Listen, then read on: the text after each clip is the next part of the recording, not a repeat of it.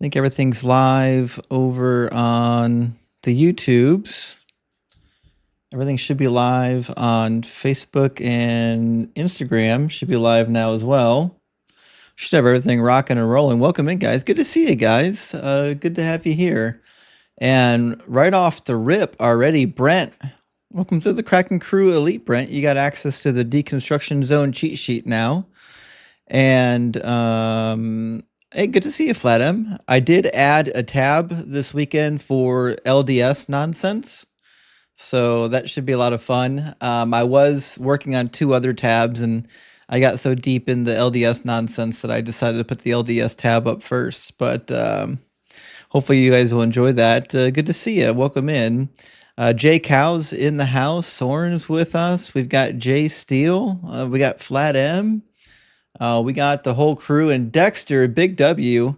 Dexter sending out 5 Deconstruction Zone memberships right off the bat. I really appreciate that, Dexter. Thanks for being here, friend, and thanks for sending out the subbies. What's up, Em? Hello. I just wanted to ask you a question about the Old Testament. Mm-hmm. Yeah. Do we have any idea or any theory who would have wrote the Old Testament? Wrote, my bad. Like, who would have wrote the Old Testament? Like, obviously it's not Moses, but, or anybody, like, claimed to have written it.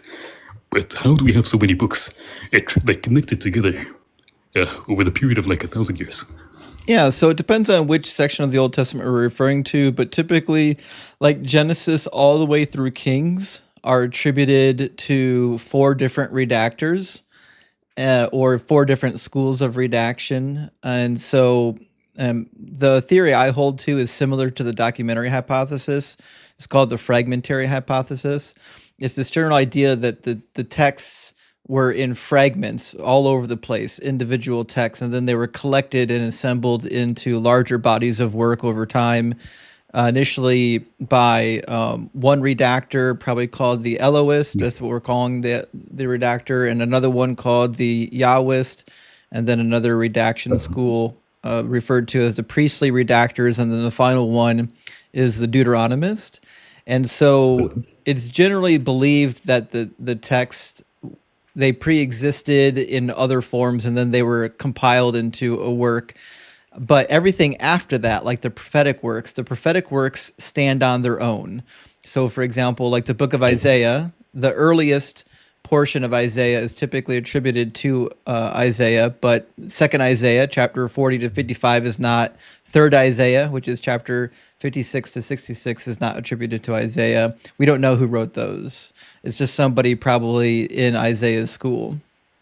Well, do we know why that we have like so many books that follow a general idea of like a god named Yahweh, all being written by different people across different periods of time?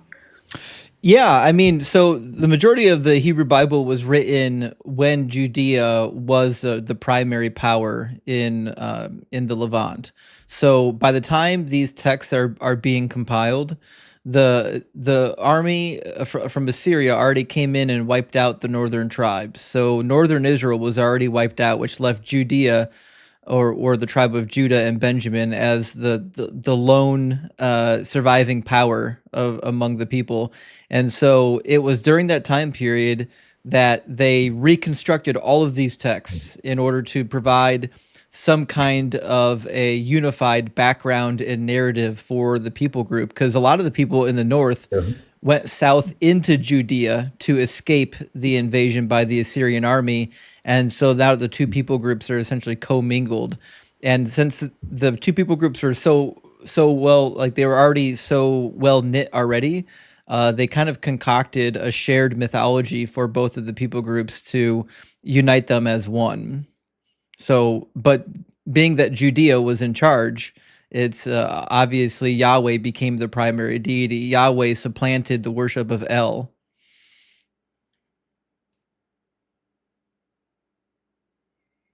There's a book on this you might want to check out by Mark S. Smith.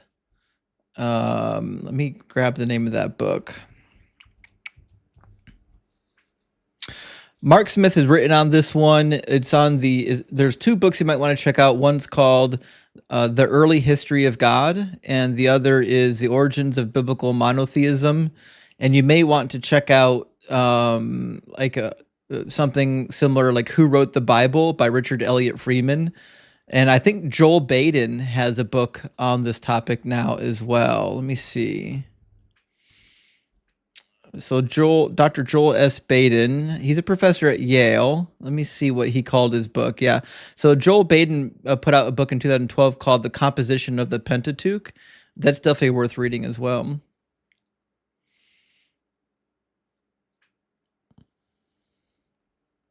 That answer your question, my friend? Monique, thank you for the dragon head. I appreciate that. And Smokelahoma, thank you for the cranes. I appreciate that. I think I was muted. Oh, I was just saying that we think that Judaism existed like prior to the Old Testament in some way or another. yeah. So I hold to the Midianite hypothesis. The Midianite hypothesis is that Yahwism basically formed around the land of Midian between the desert and the Egyptian territories, and then it moved into the foothills of Judea. Yeah, that is all. I just, it's crazy how much this God has evolved from one thing to another to another. It's insane. Yes, But, it really thank is. you. That answers it. Good to hear from you, I'm going to Ems. be in the comments. Cheers, buddy. Good to hear from you too. Bye-bye. Em's a good friend of the channel, guys. Make sure you're following Ems if you're not already. Thank you so much for being here, guys. Jay Cal in the house says, welcome in your grace. Thank you for the hat, Bad Religion. Well, thank you, Jay Cal, for the welcome, and welcome into the live stream. And Porcelina, welcome to the Kraken Crew Elite. You got access to the Deconstruction Zone cheat sheet now. So big W for that. And Porcelina says, I passed my CPMA, Certified Professional Medical Auditor certification exam today. Praise be to Doug. Well, congratulations on that. Big W for passing the exam. And Blood Type Scarlet and Gray gifting out 5 Deconstruction Zone memberships. Big W, Scarlet and Gray. I really appreciate that. And Fen in the house. Good to see you, Fen. I appreciate the hat.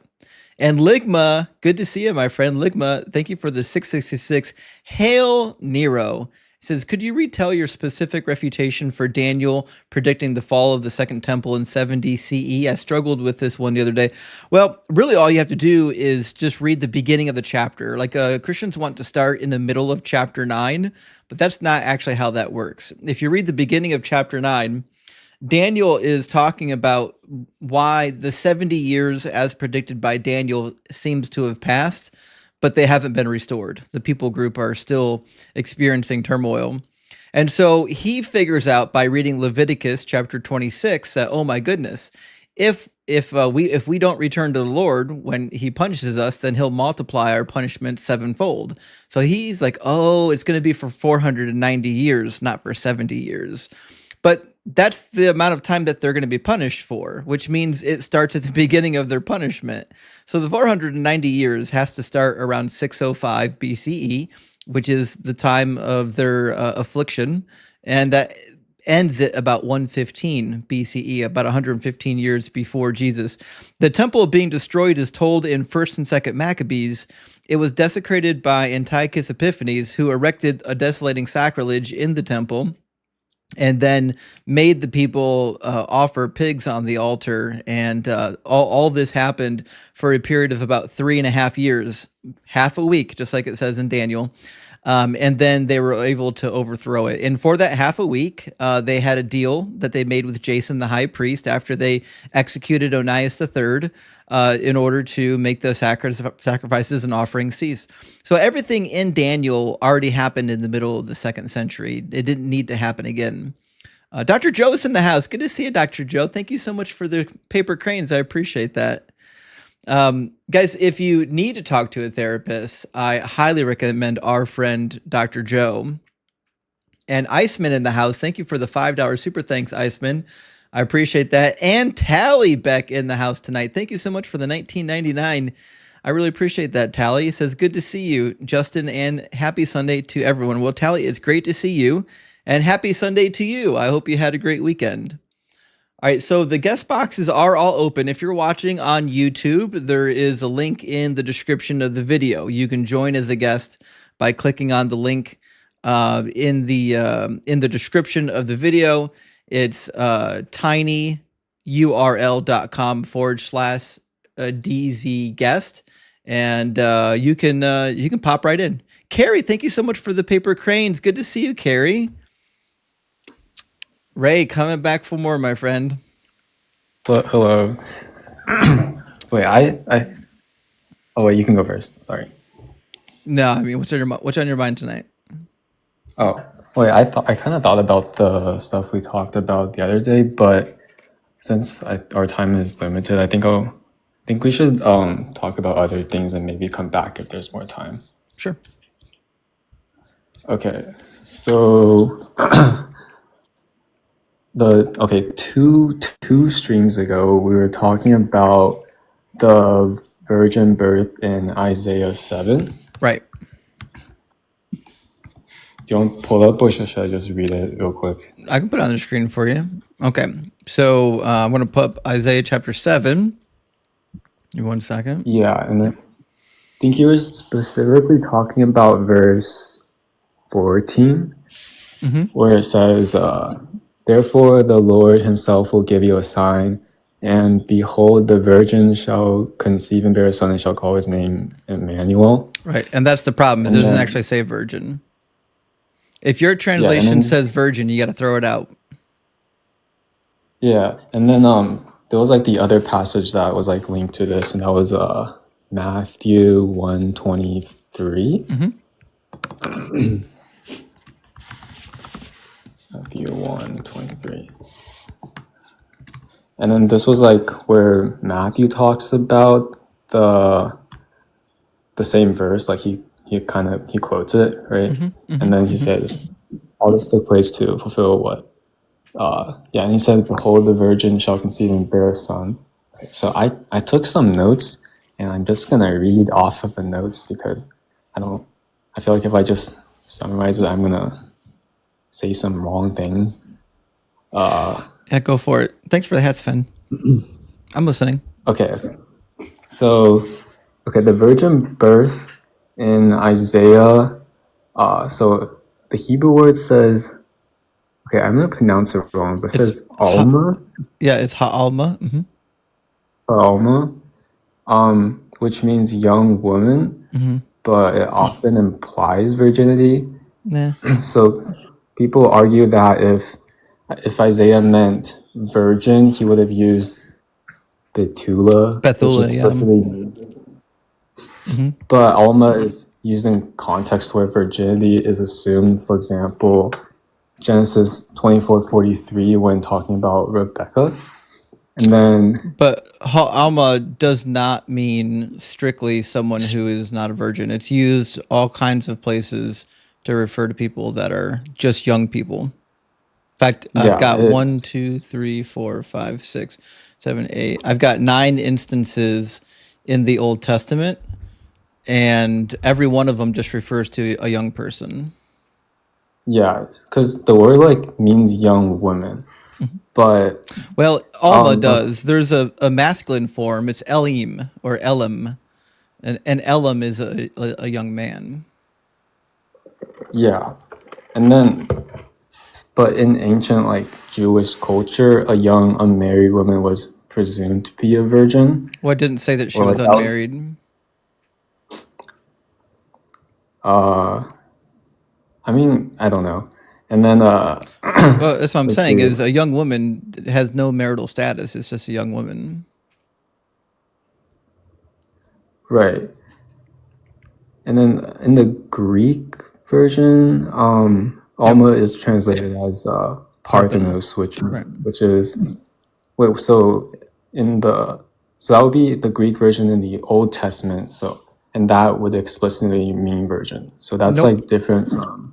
That's the problem. In the time of Matthew, Parthenos almost exclusively was used to refer to someone who was a virgin. In the time that Isaiah would have been translated in the 2nd century, maybe 3rd century even, it was not. We've got a bunch of examples from that time period where Parthenos was referring to a young woman. One even in the Bible, if you go to Genesis 34 and talks about Dinah after she was raped by Shechem, she's referred to as a Parthenos. And in the writings of Homer, we find the same thing. We find Parthenos being used generically of young women, married and unmarried. Matthew just was interpreting the word the way he understood it in his time period and didn't actually know that, words can take on different meanings. Just like, the word gay today has a completely different meaning than what it meant 100 years ago. I see. So that's what I had on the word, and then I had some things on like the interpretation of the passage. Mm-hmm. So there were four interpretations that people had. So the first one is that Matthew was attracted to this specific part in the Old Testament simply because like it talked about like a divine son from Egypt, and he either just misunderstood or was just completely not interested in the original sense of the text. Well, he definitely wasn't interested in the original sense of the text. We agree there. So some people would say that Matthew's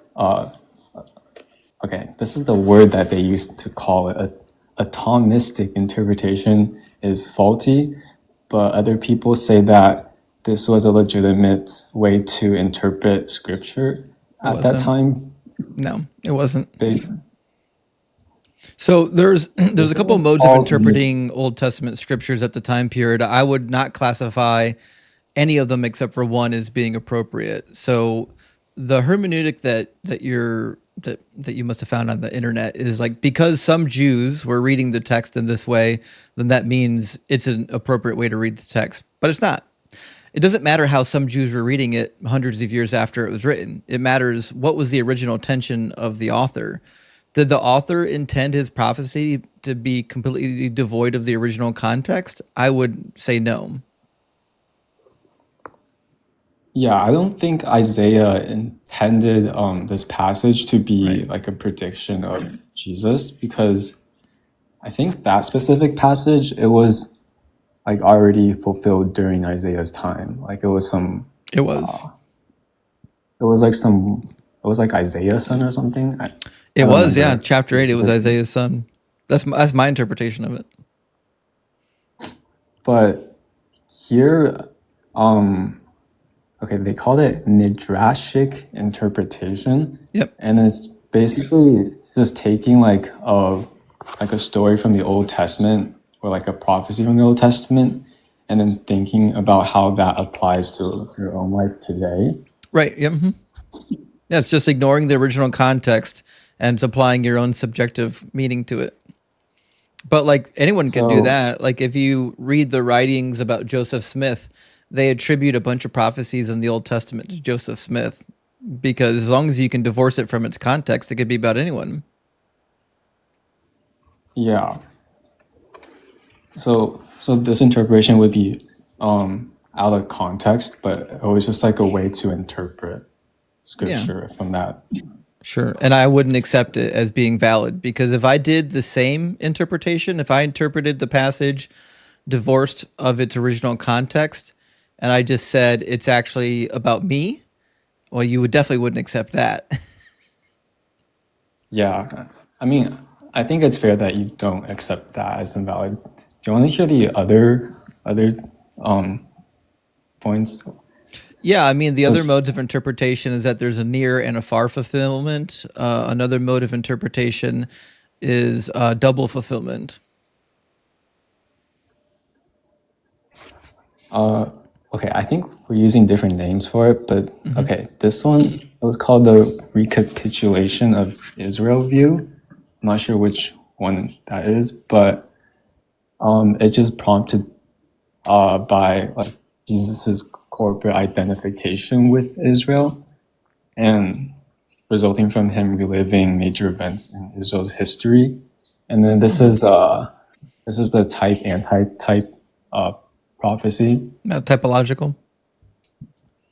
Yeah. But I mean, that's completely subjective too. We've got a whole book full of histories about Israel. It's not hard to go back and find 10 or 15 of them that sound like something you did and say, well, I'm the new Israel. Like, it's meaningless to me. I can do the same thing. Like, my son is Egyptian. I can say that I fulfilled a typological prophecy from Hosea chapter 11, verse 1. Out of Egypt, I've called my son. Wait, is your problem like with like this kind of prophecy because like it doesn't predict like it's not like prediction of like what's going to happen in the future? No, my contention is that they're saying that things need to be fulfilled, but what the stuff that they're pointing to half the time aren't even prophecies that need to be fulfilled, and then the ones that are prophecies have nothing to do with Jesus. Like, this is just coping. Like, you would not accept this in any other holy book. If you read this in the Quran, you'd say that's stupid. You're only going back and trying to say that it's legitimate because it's in your book. Well, I wouldn't like be so fast to like call other religions stupid because I feel like they're also like probably just as well studied as like Christians, right? Okay, so then do you believe that Joseph Smith fulfilled a bunch of prophecies from the Bible? No. Why not? Deuteronomy 18 is about Joseph Smith. He's the one that comes after Moses. He's the prophet. I mean, he might have fulfilled it in the sense of like there's like parallels between what he did and like with things in the Bible. But that's what you said about Jesus. You said it's not direct prophecy, it's just parallels. So I guess both are true then, right? Okay, so Joseph Smith is the prophet. We should listen to him.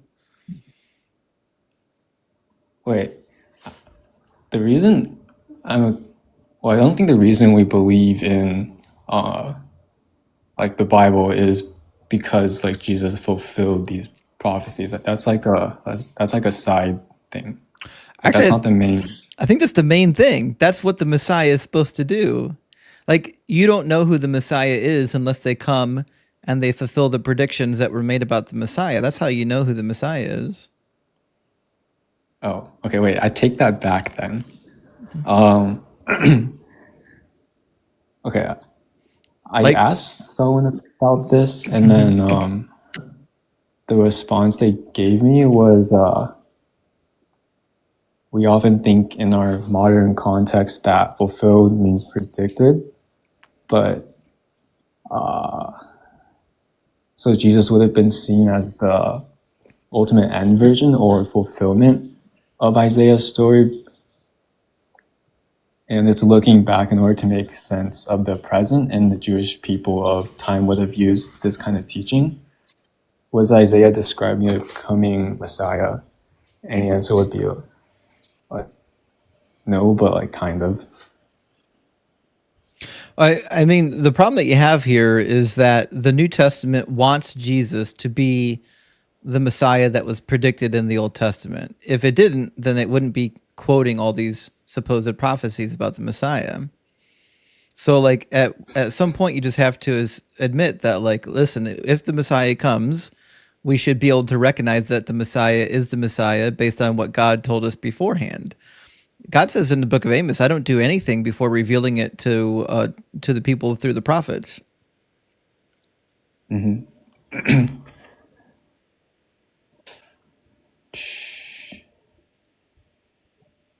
Okay, maybe okay, that's all I know about this topic.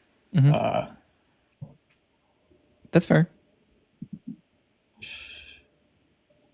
Okay, is there like any question that you think I should ask to like maybe later to other people about this? You know, to clarify what you're saying. Yeah, give me a second to think on that.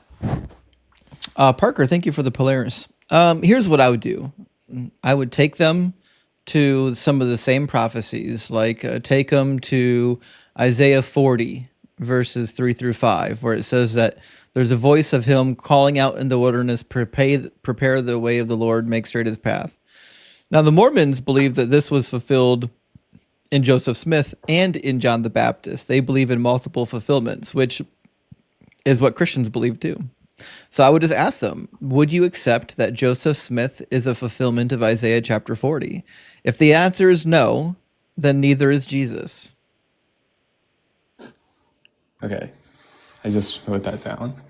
Right. Because Isaiah 40 had nothing to do with Jesus' time period. Isaiah 40 was about the restoration period after the captivity.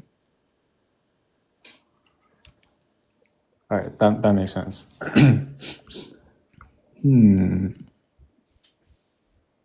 Yeah. I would also maybe take them to, I've been picking on Psalm 110 today, but take them to Psalm 110 and show them how Jesus couldn't read Psalm 110 properly. Wait, 110 or 110? Like Psalm 110, verse 1. Jesus gets it wrong. Jesus says that David is speaking, and David says, the Lord said to my Lord, when that's not actually true. David's not the one speaking. It's somebody from the court speaking about King David, saying, Yahweh said to my Lord, meaning my master. Okay, sounds good. Maybe we could go back to the judgment stuff. Because I remember, okay, I was kind of listening to what I said last time, and then I realized I was like contradicting the notes I was writing, and I don't agree with some of it. But you were asking about like the concubines, right? With Absalom. And I think my new take is that like what happened to the concubines was not a punishment, since the concubines didn't do anything wrong. I agree. The concubines didn't do anything wrong, which is why it's horrific that God had them raped. Yeah, but that wouldn't be a punishment because they didn't do anything. Did it hurt them? Yeah, that would count as suffering, but since it's so they did suffer. Yeah. Okay, that's all I care about. I don't care what you call it. God made them suffer for crimes they didn't commit.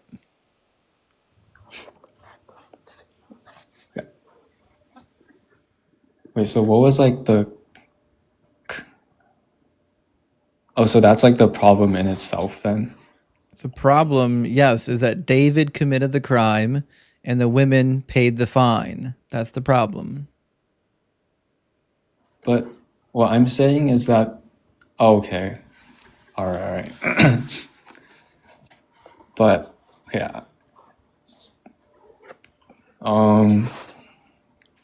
Ray, you can let go. It's going to be okay. You don't have to hold on to this thing. It's not serving you. Wait, I had one thing I was going to say about it, but I kind of forgot. I wanted to hear what you want to say.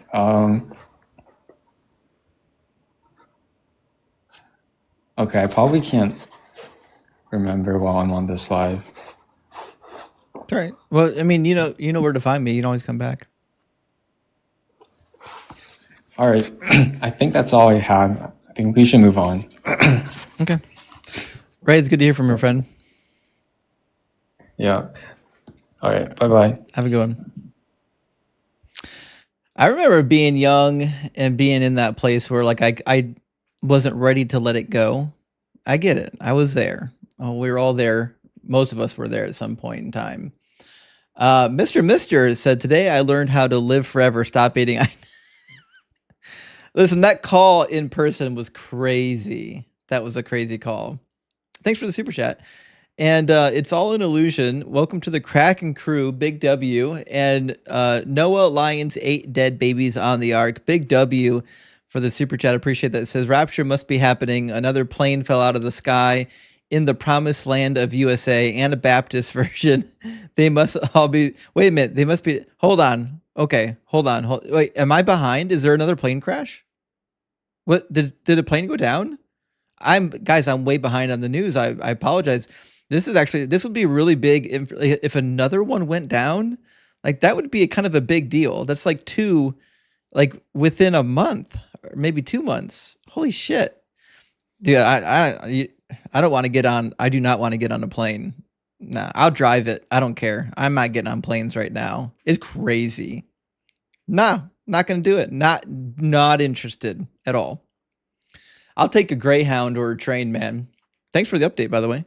Anime 2077 says, I love the Airwalk hoodie. I rocked those in school. Big W Anime. I appreciate that. And listen, when I start seeing Airwalk stuff come back, I'm going to grab it. I wish I still had my old Airwalk clothes when I was young and, had a lower hairline and a smaller waistline.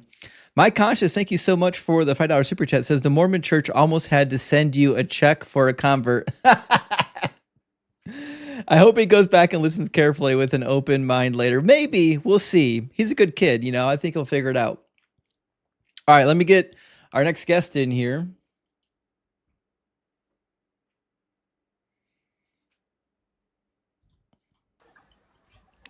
How you doing, SF? I'm fine, thank you. How are you? Doing good. Thank you for asking.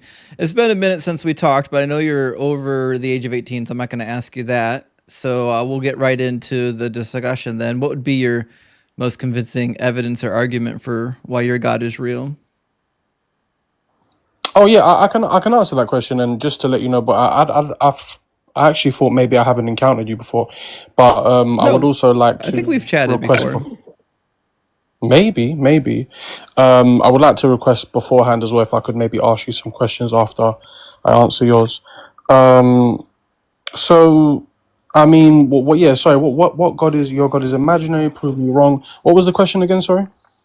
Yeah, what would be the most convincing argument or evidence for your particular God being real? Which one do you worship? Allah, I'm a Muslim. Okay, yeah. So what would be like a convincing argument why I would think that this thing is real? So, I mean, I'm not really good at. You're an atheist, I'm guessing, right? Mm-hmm.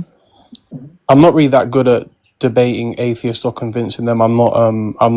Haven't really researched atheism enough or their stances. But if somebody did already believe in God or a higher power or whatever, I would just argue that when you look at religions logically and concepts of God, that Allah is the most logically sound God, and there's a lot of historical evidence for that also. I would disagree that he's the most logical of the gods. I think if there was, like, of the established religions, if there was a most logical religion, probably going to go with, like, Buddhism. Okay, why would that be? I don't know much about Buddhism. I know a bit about Hinduism, but is Buddhism an offshoot of Hinduism? Nah, it's not. Buddhism has a lot less entailments in their view of God, and their God is a lot less, we're going to say a lot less personal, a lot less involved in the daily affairs, and he also doesn't call prophets to diddle children. Okay.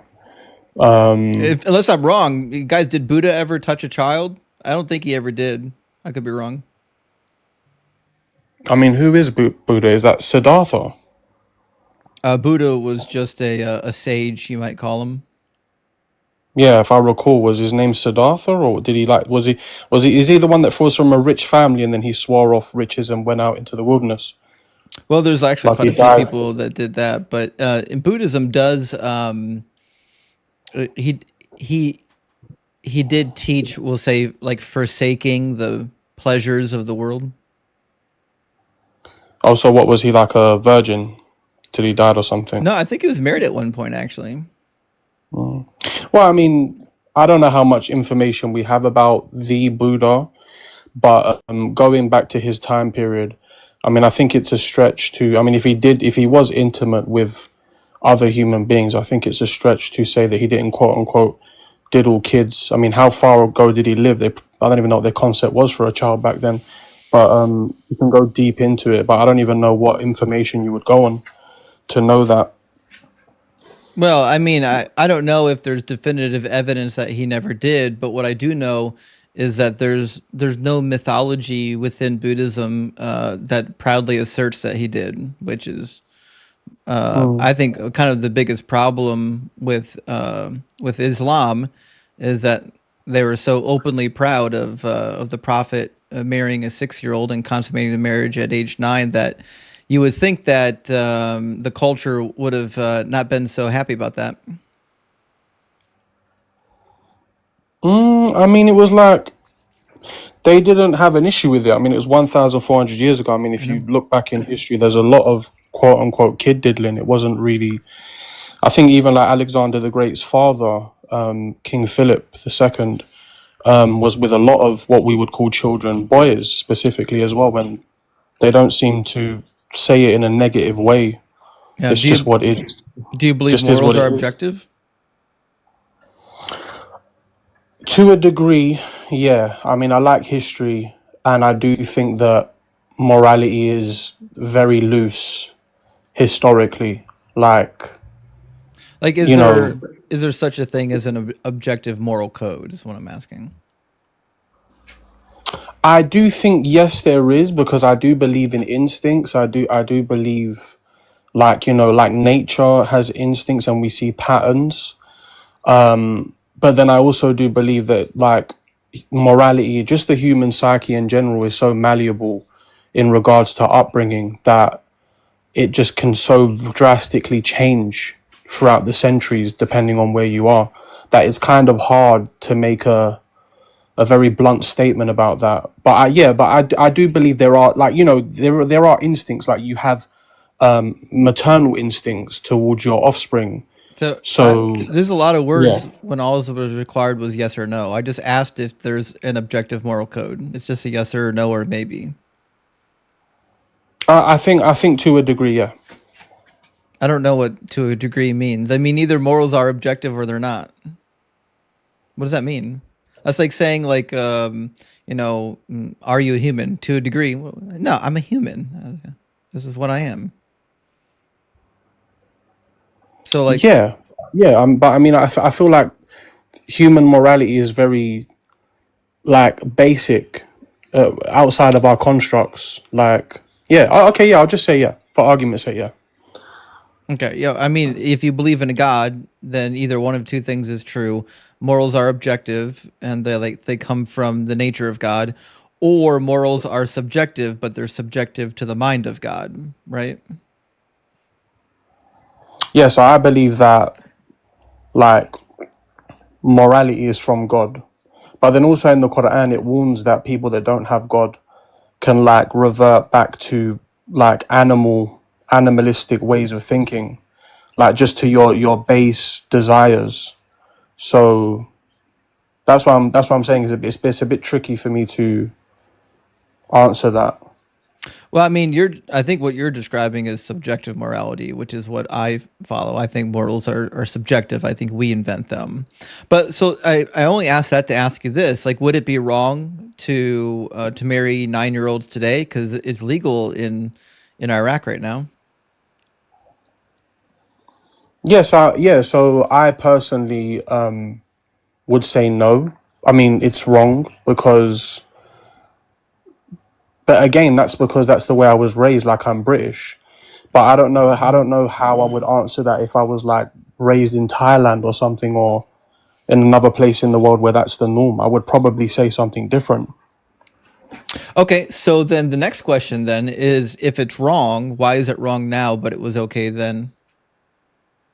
Yes, I just answered you because I'm a product of my upbringing and my environment. Right. But you're suggesting that, like, it is wrong, right? But it was okay. Due to my culture and my upbringing, yeah. Like that's what I've been raised as a British citizen to know. That's my education and my, like, in regards to social environment, it's just always been wrong. But if I was not born here and I was born in another place, I probably wouldn't think that way. Is it haram?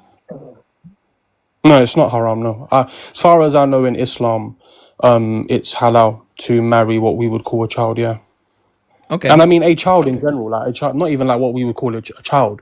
Like it just, yeah, you can. I think in Islam you can marry a child. Maybe I'm wrong, but from my understanding, I think that yeah, you can do that.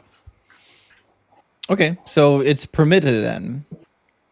So Yeah, I think so. You can fact check me, but yeah, I think so. Yeah, so from what my understanding. it is actually permitted as far as all I've been able to find on it. It says that it's permitted. Okay. So are things permitted or not permitted based on them being right or wrong?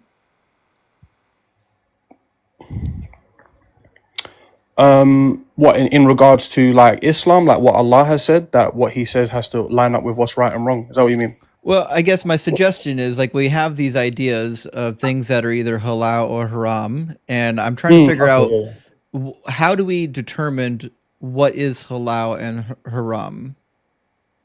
Oh yeah, we just yeah in Islam, whatever Allah has told us, Allah and Muhammad has told us is right and wrong. Is yeah, that's what we take. It's right and wrong. Okay, so if it's halal, then it's right. Yeah, halal is permissible. Yeah, Okay, so then marrying 9-year-olds is permissible. It's halal. in Islam, yeah, yeah, that's what it says. Okay, so you just disagree with your religion then, which is fine. Listen, if you disagree with your religion, then I'll give you a big W for being honest. No, I never once said that. Oh, so Like, okay, I don't know where you're getting that from. oh, I'm sorry, maybe I'm confused. So in your mind, then marrying 9-year-olds is halal. It is halal in Islam, yes. No, no, I mean, for you, is it halal? Religiously, yeah, but not legally. No, I'm not. I'm born and raised in England. I'm not allowed to do that. Okay, imagine you're on an island without any laws yet. Would it be halal for you on the island?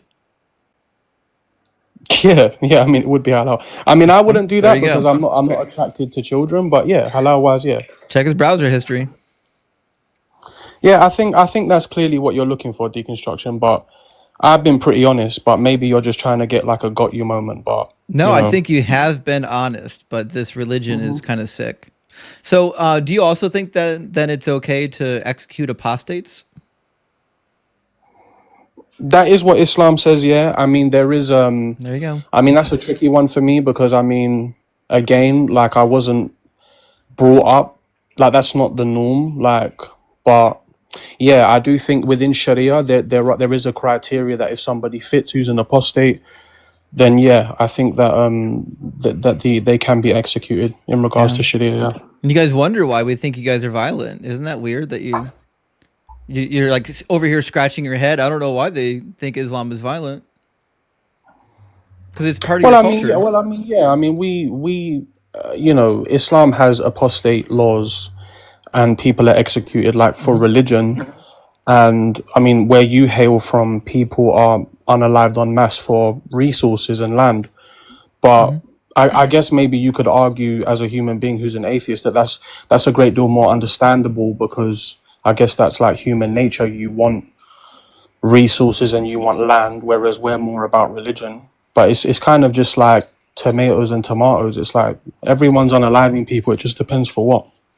Yeah, I don't I believe mean, in when I say unaliving. everyone, I mean I nations don't and actually armies. Yeah. believe in unaliving people. But isn't the goal of Islam to cover the entire earth?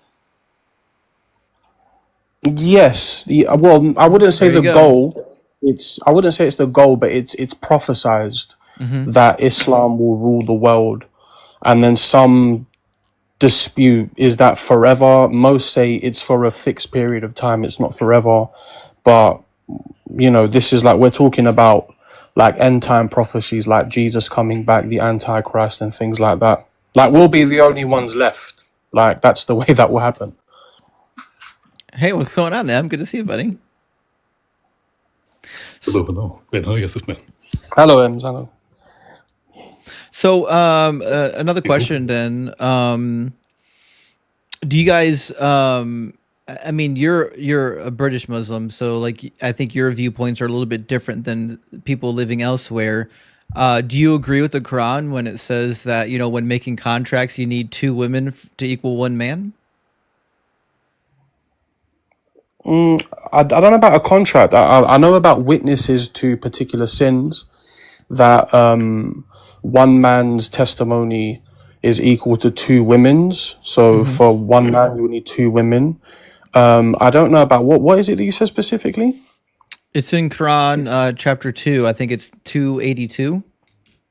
Talks about how you need two women to equal the weight of one man.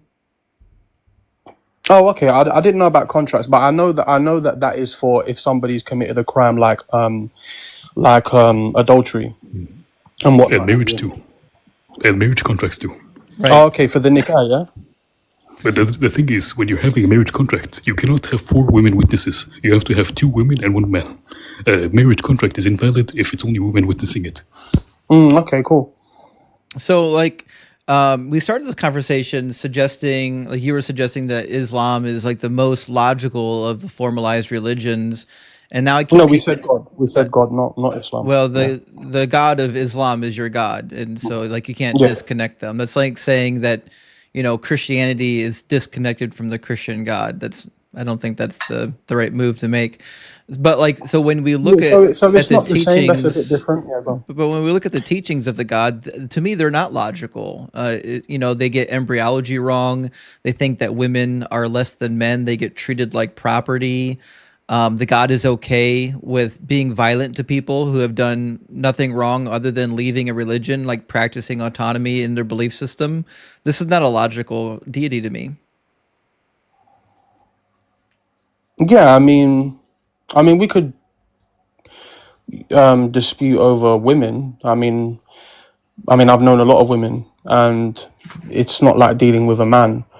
But I mean, Yeah, it's they're way yeah, more it's graceful and intelligent. I know. no, no, that's not correct. I don't know why you would even say that. Because it's true. It's been No, proven it's that not. they multitask better. They have better memories than men. This is the crazy thing: is that not only do they have better memories than men do on testing, but it's also that's like one of the reasons why you need two female witnesses in the Quran in case one of the women forgets. But like we've done studies, we know they remember things better than we do. Well, I don't know about your studies, but yeah, that's from my personal experience. I mean, it's not even about. I mean, multitasking. Yeah, I would agree with you on that. But I'm talking more about just in regards to decision making. Like yeah, they're just not really great at that. I mean, maybe that's just my experience. I mean, I've known a lot of women, but yeah. Yeah. So in this article, let's see. It's called the intensity hypothesis. The hypothesis is that females demonstrate superior memory function because of the intensity of their responses to emotional experiences that exceeds the average male reactions. I actually read about this the first time when I was in college. So the way the brain memorizes things is if you can attach an emotion to a memory, it actually remembers it better. And so this is the hypothesis is that this is why women have such better memories is because they actually are able to more readily integrate how they're feeling with their actual emotions, whereas men have a hard time even understanding our own emotions. And that's why women have better memories, which means they would make the perfect witness. Yeah, I mean, like I said, I'd have to disagree. Like, even when it's talking about emotion, like, women don't do well in regards to shock and violence, in remembering things and acting, but men most certainly do. And Oh, that's again, not you could true. say, no, that's very true. I mean, I don't know where you come from, but By the way, I come from an area same. where hang on, Ems. I come Go from ahead. an area where there's a great deal of violence, and I've seen this for myself. So I don't know if you want to argue that men are hardwired, going back to, like, I don't know, hunter gatherer days, that we're built to do that. But I mean, look, men and women, they have their pros and cons. Like, I don't really want to get into the whole, like, who's better, men or women. I don't even like that Right. discussion. Yeah, we But shouldn't discuss what the Quran says. So a meta study that looked at 40 different studies on memory says that generally women perform better when it comes to remembering verbal information such as words, sentences, texts, and objects, but also the location of objects and movies. Whereas men can better recall abstract images or like remember their way back home from a particular location. Actually, this has been studied quite extensively too. So when it comes to remembering things, women in general just do it better, which means they make better witnesses.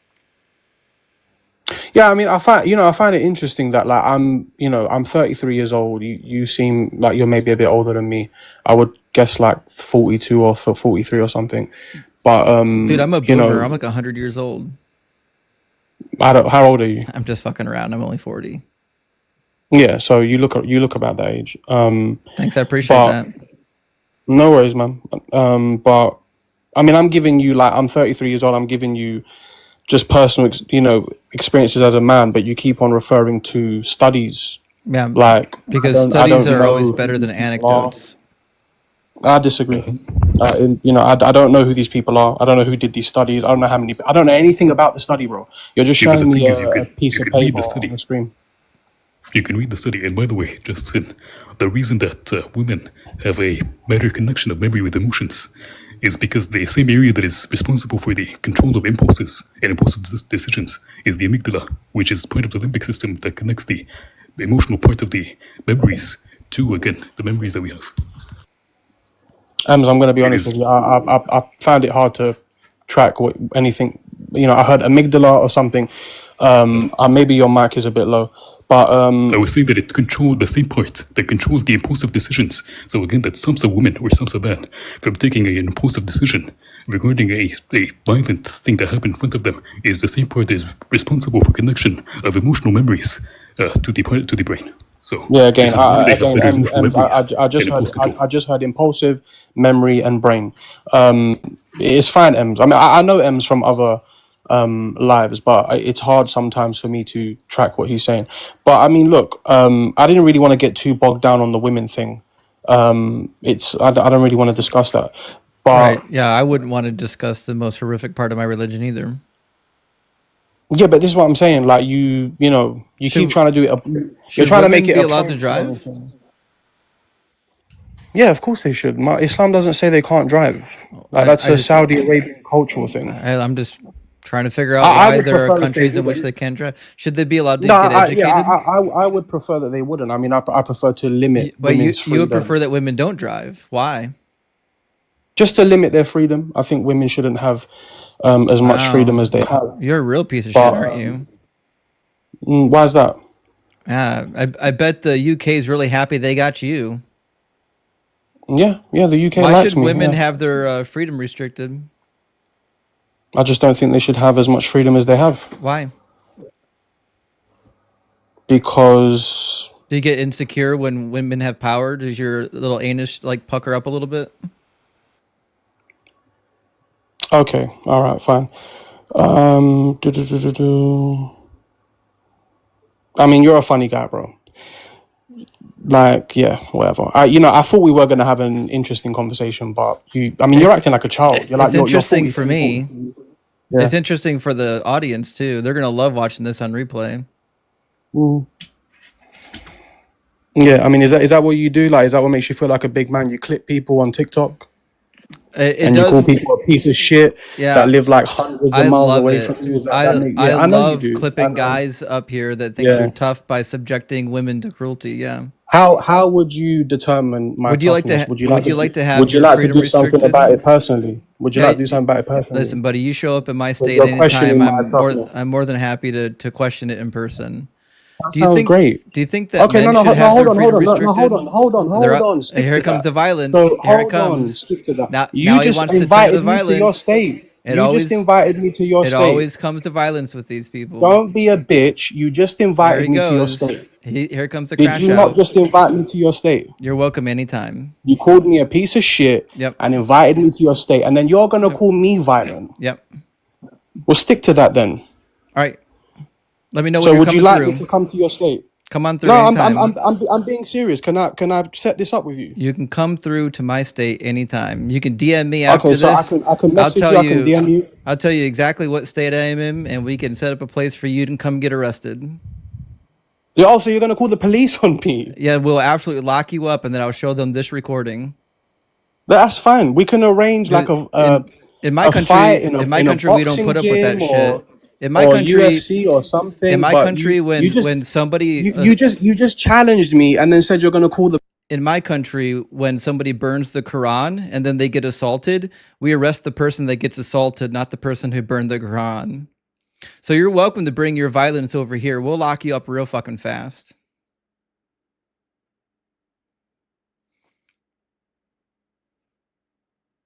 You gotta unmute yourself.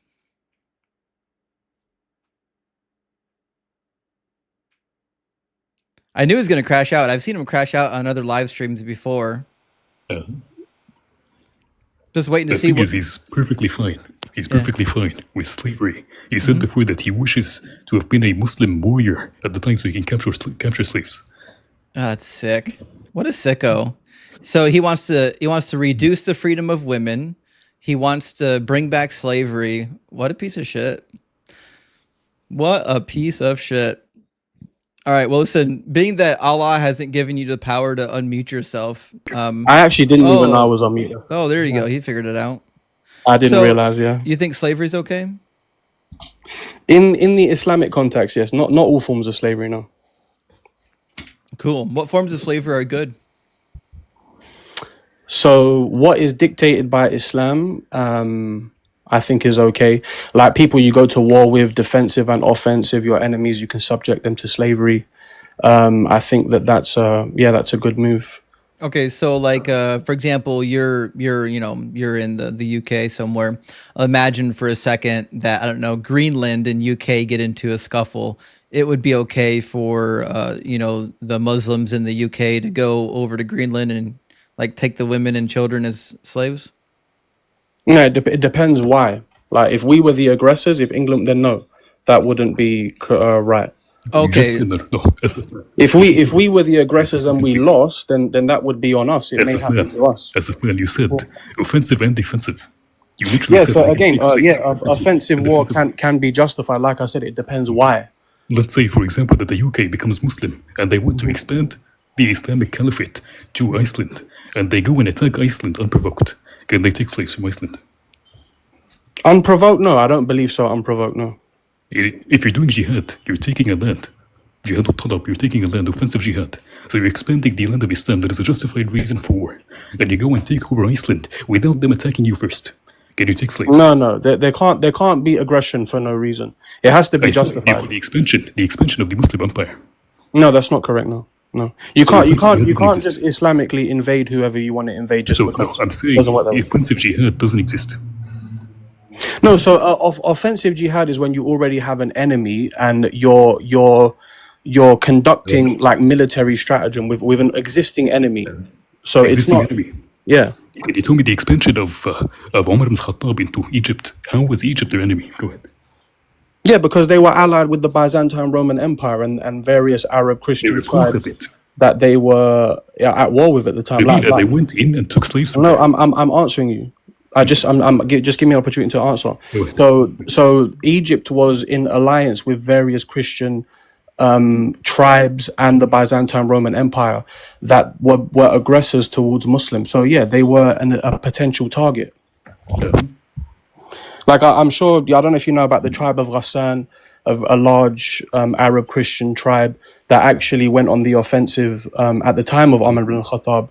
So it wasn't just for nothing. Like these were their allies. I didn't say for nothing. I said specifically going into land that is not Muslim. You did say that though. No, you did say that. You said for nothing more than just expanding the Muslim empire. We're not allowed to attack people. There is a valid reason. Yeah, it is literally jihad al-talab. It is a valid reason. Well, no, it's not. Jihad al-talab is not that. We're not allowed to attack people. We're not allowed to attack people for no reason. SF, are you married? I was married, yes. Oh, you're not? Did it end because of domestic violence? No.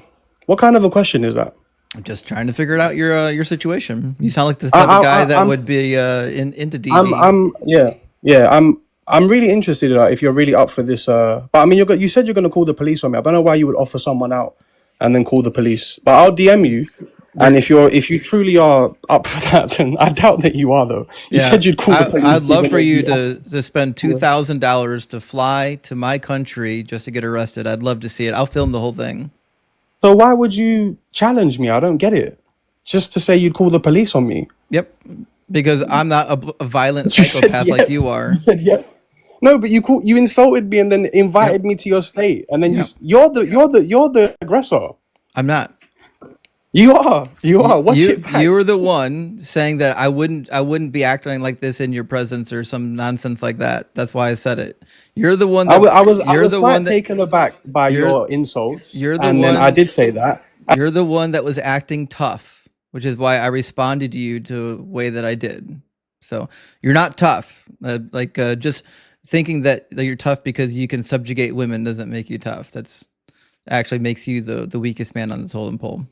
But listen, tough guy, we've got some people waiting to get in on the YouTube queue. So I'm going to bring in someone that's not a piece of shit. Okay, have a good one.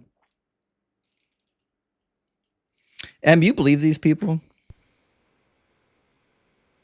The thing is, he's very, very toned down. I do not know if you've seen him before, but he's very toned down here. I have. I've seen him before. I do not know why, but I want you to just check something quickly for for your future conversations. Can you open up chapter 4, verses 5? Yeah. Give me a second. All right, Quran 4:5. Yes. Yep. It says, do not entrust the incapable among your dependents with your wealth, which Allah has made a means of support for you, but feed and clothe them from it and speak to them kindly. I guess that's probably not what you're looking for. It is the part, yes. It says the incapable. The incapable is actually a mistranslation of the word. The word is the fools. And can you open up the tafsir of it and see who the fools are? Okay, yeah, so the foolish, and in the tafsir, let's see, under the property of the wise, I bet it's going to be about women, isn't it? Mm-hmm. Yes, the unwise your property, referring to women, to children and women. Do not give unto the unwise your property, refers to children and women. Similar was also said by Ibn Masud al-Hakam bin Ayaniya. I can't say that one. I'm going to forget that one. Women and boys, so on and so forth. So yeah, I mean, we already know this about Islam. The subjugation of women is like 101, isn't it? Yep. And I'm gonna let you get to your next guest. I'm gonna drop a maybe in the comments. Thanks so much, Ebs. Great to have you, buddy. Guys, thank you so much for being here. We're gonna move on to the next guest. My conscience says, oh, sorry, we got that one. Dr. Joe says Ray is so kind, polite, and open that makes getting mad at his disingenuous heartbreaking. I know. I agree with you, Dr. Joe. Thank you for the super chat. It is hard talking to Ray because I really like him and I want him to abandon his foolish religion and open his mind to common sense. But it is a process. It takes a while to get there. And Noah's lying again. Says a plane went down in Letitz. So you got to be shitting me. There's a town called Letitz. Okay. The plane that went down in Letitz, PA, and wrecked into a nursing home. My colleagues responded to, holy shit. So much is happening today. That's horrific. That's horrific. And holy shit. Well, I appreciate the update. And now we all know there's a city in PA called Letitz. Marty, thank you so much for the $6 super chat. Says, how do you handle the critique that Matthew 24 is referring to some different generation than that of the apostles? Pretty easy. I would just walk them through the language. A future generation would be that generation, not this generation. We know what this and that are. This is near, that is far. That being said, it's also wouldn't make sense if it's about a future generation. Because if it's about a future generation, then the statement is nonsensical. Obviously, if it's about a future generation, the generation witnessing it, obviously they're going to be alive. You can't witness it if you're not alive. So saying that the future generations will be alive that witness it is a nonsensical statement. It has no meaning whatsoever. It's a completely useless statement. The statement only makes sense if Jesus is using it as a timeline, which he does in Matthew 16 and in Matthew 10:23. So that's how I deal with that. My conscience, thank you so much for the super chat. It says, I'm W on planes. Oh, with you. I'm with you on planes. Taking a trip across the country to say goodbye to my mom.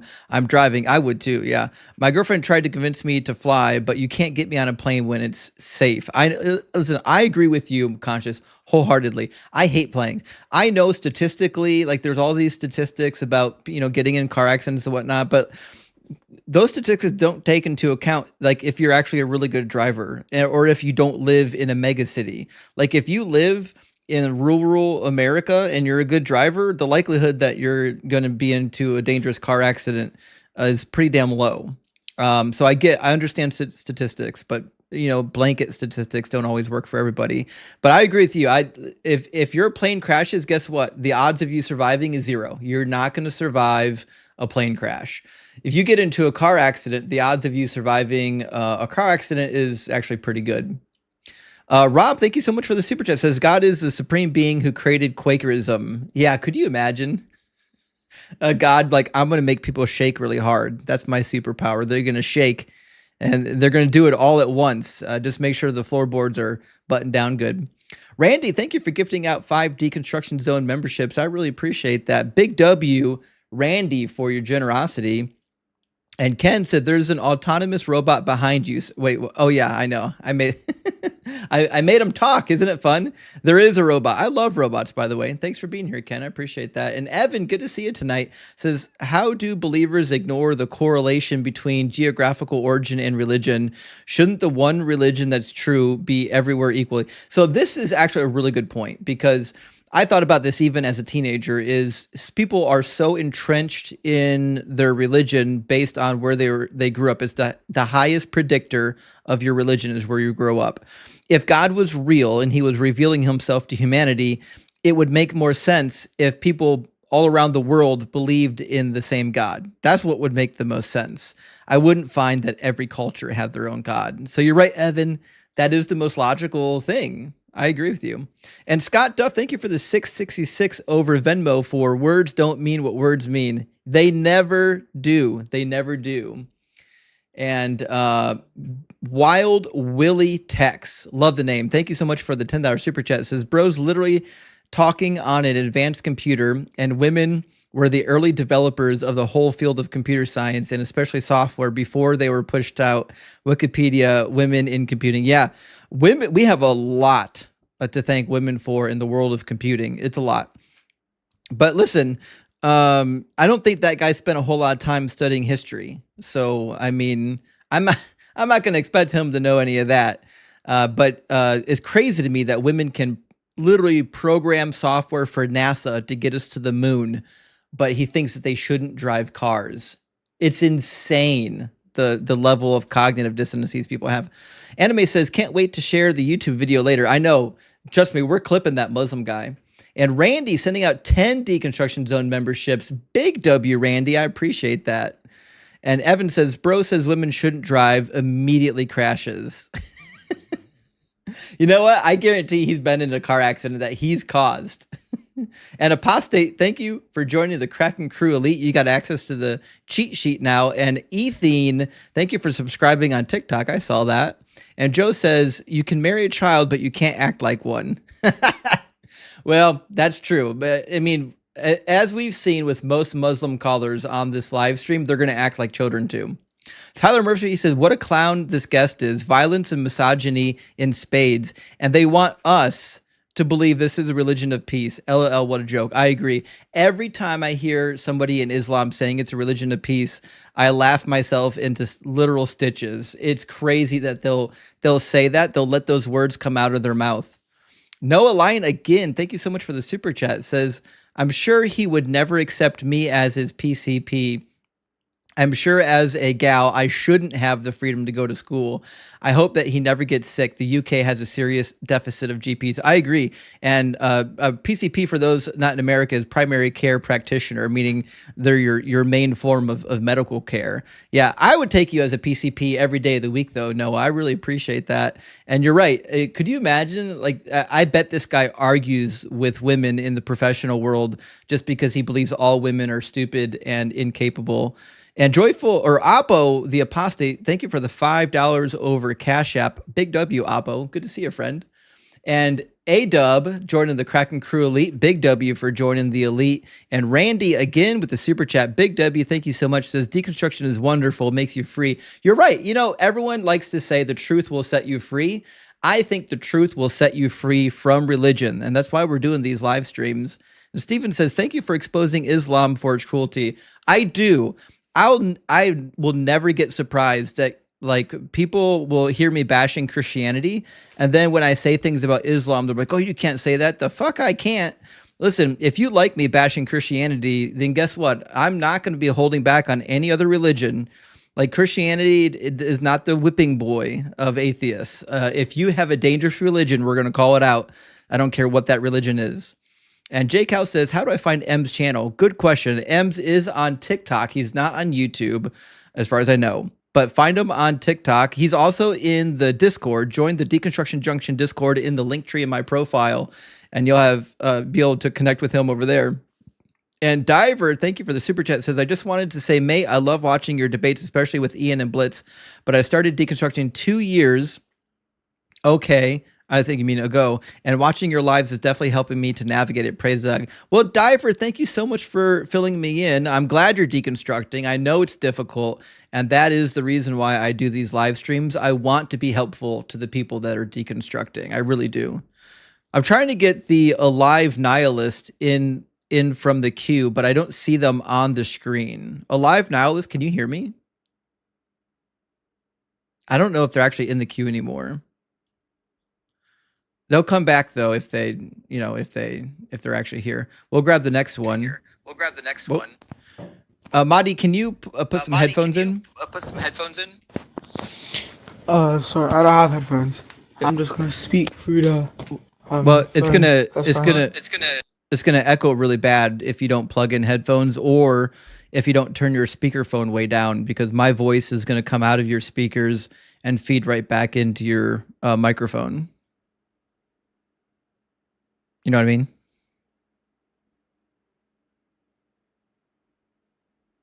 You're lagging out. I think you're lagging out.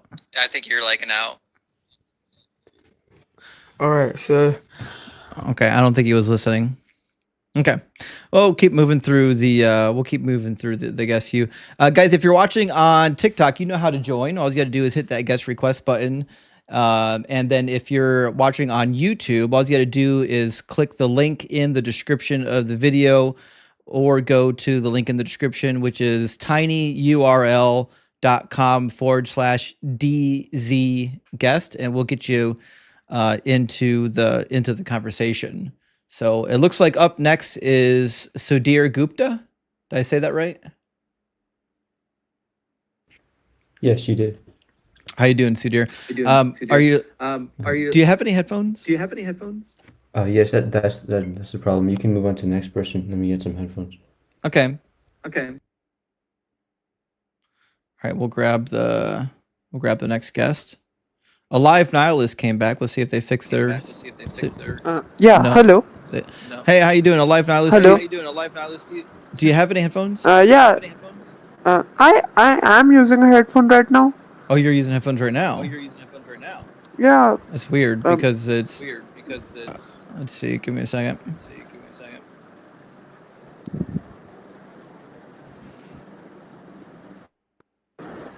All right, let's see if that fixes it. Hello. Nope, doesn't Hello? fix it. No, something's wrong with your setup, my man. Just a sec. Better? Are you outside by the road? See. Yeah, it's gonna keep happening. It's just my fan. All right, well, Okay. maybe get a different set of headphones and come back, okay? Yeah, I have just right here. Okay. We'll try this again. We're gonna get it. Space Lord says Shakers are coming back. They're up to 2 members. There's probably some Quakers actually around. We just don't hear about them. You know what I mean? The Quakers were a pretty large denomination for a while, actually. Sphinx, thank you for the hat. I appreciate that. Like the Quakers at one point made up a large portion of the U.S. Christian groups. All right, Sudhir, can you hear me? Or are we back?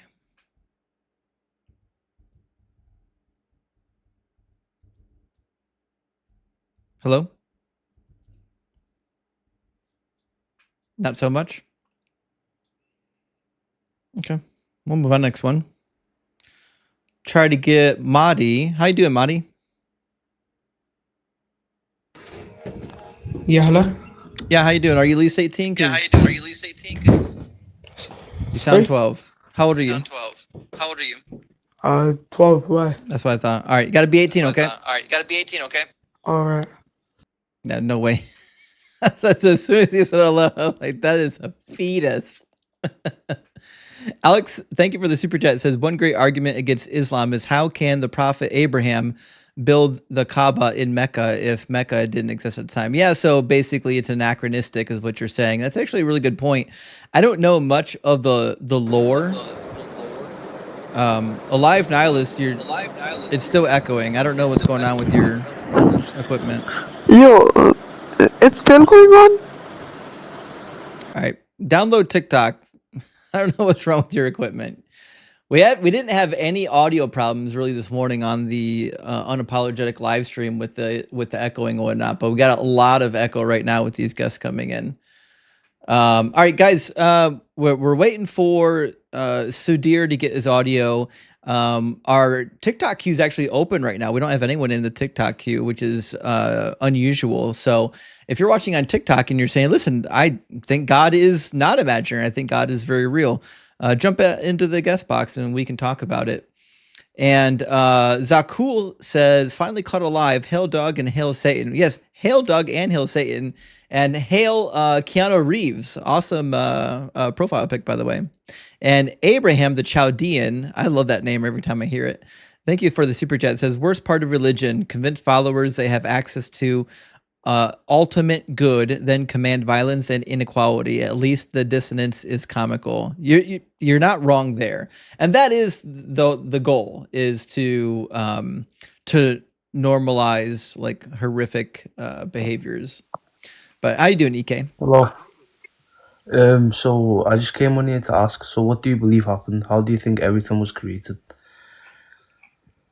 I don't think it was created. I think it always existed. It always existed. So you think that Earth always existed? No, the universe always existed. Earth is only about 4 billion years old. So how does Earth exist? It exists right now. We're on it. Yeah, but like how? How was it created? Most likely, if it only most came into likely, place 4 billion years ago, it has to be it had to have been created. No, I don't think so. I think the Earth was formed probably through the accretion disk model. What's that? The accretion disk model is essentially there's a hot spitting mass, and it's kind of spitting out particulate as it's going, and because of gravity, it will eventually form into its own hot dense lump, and then you get like planets and other formations from the spin-off. Okay, I just want to know your beliefs. That's all. So you're obviously a believer, huh? Oh, that's it. He's gone. Okay.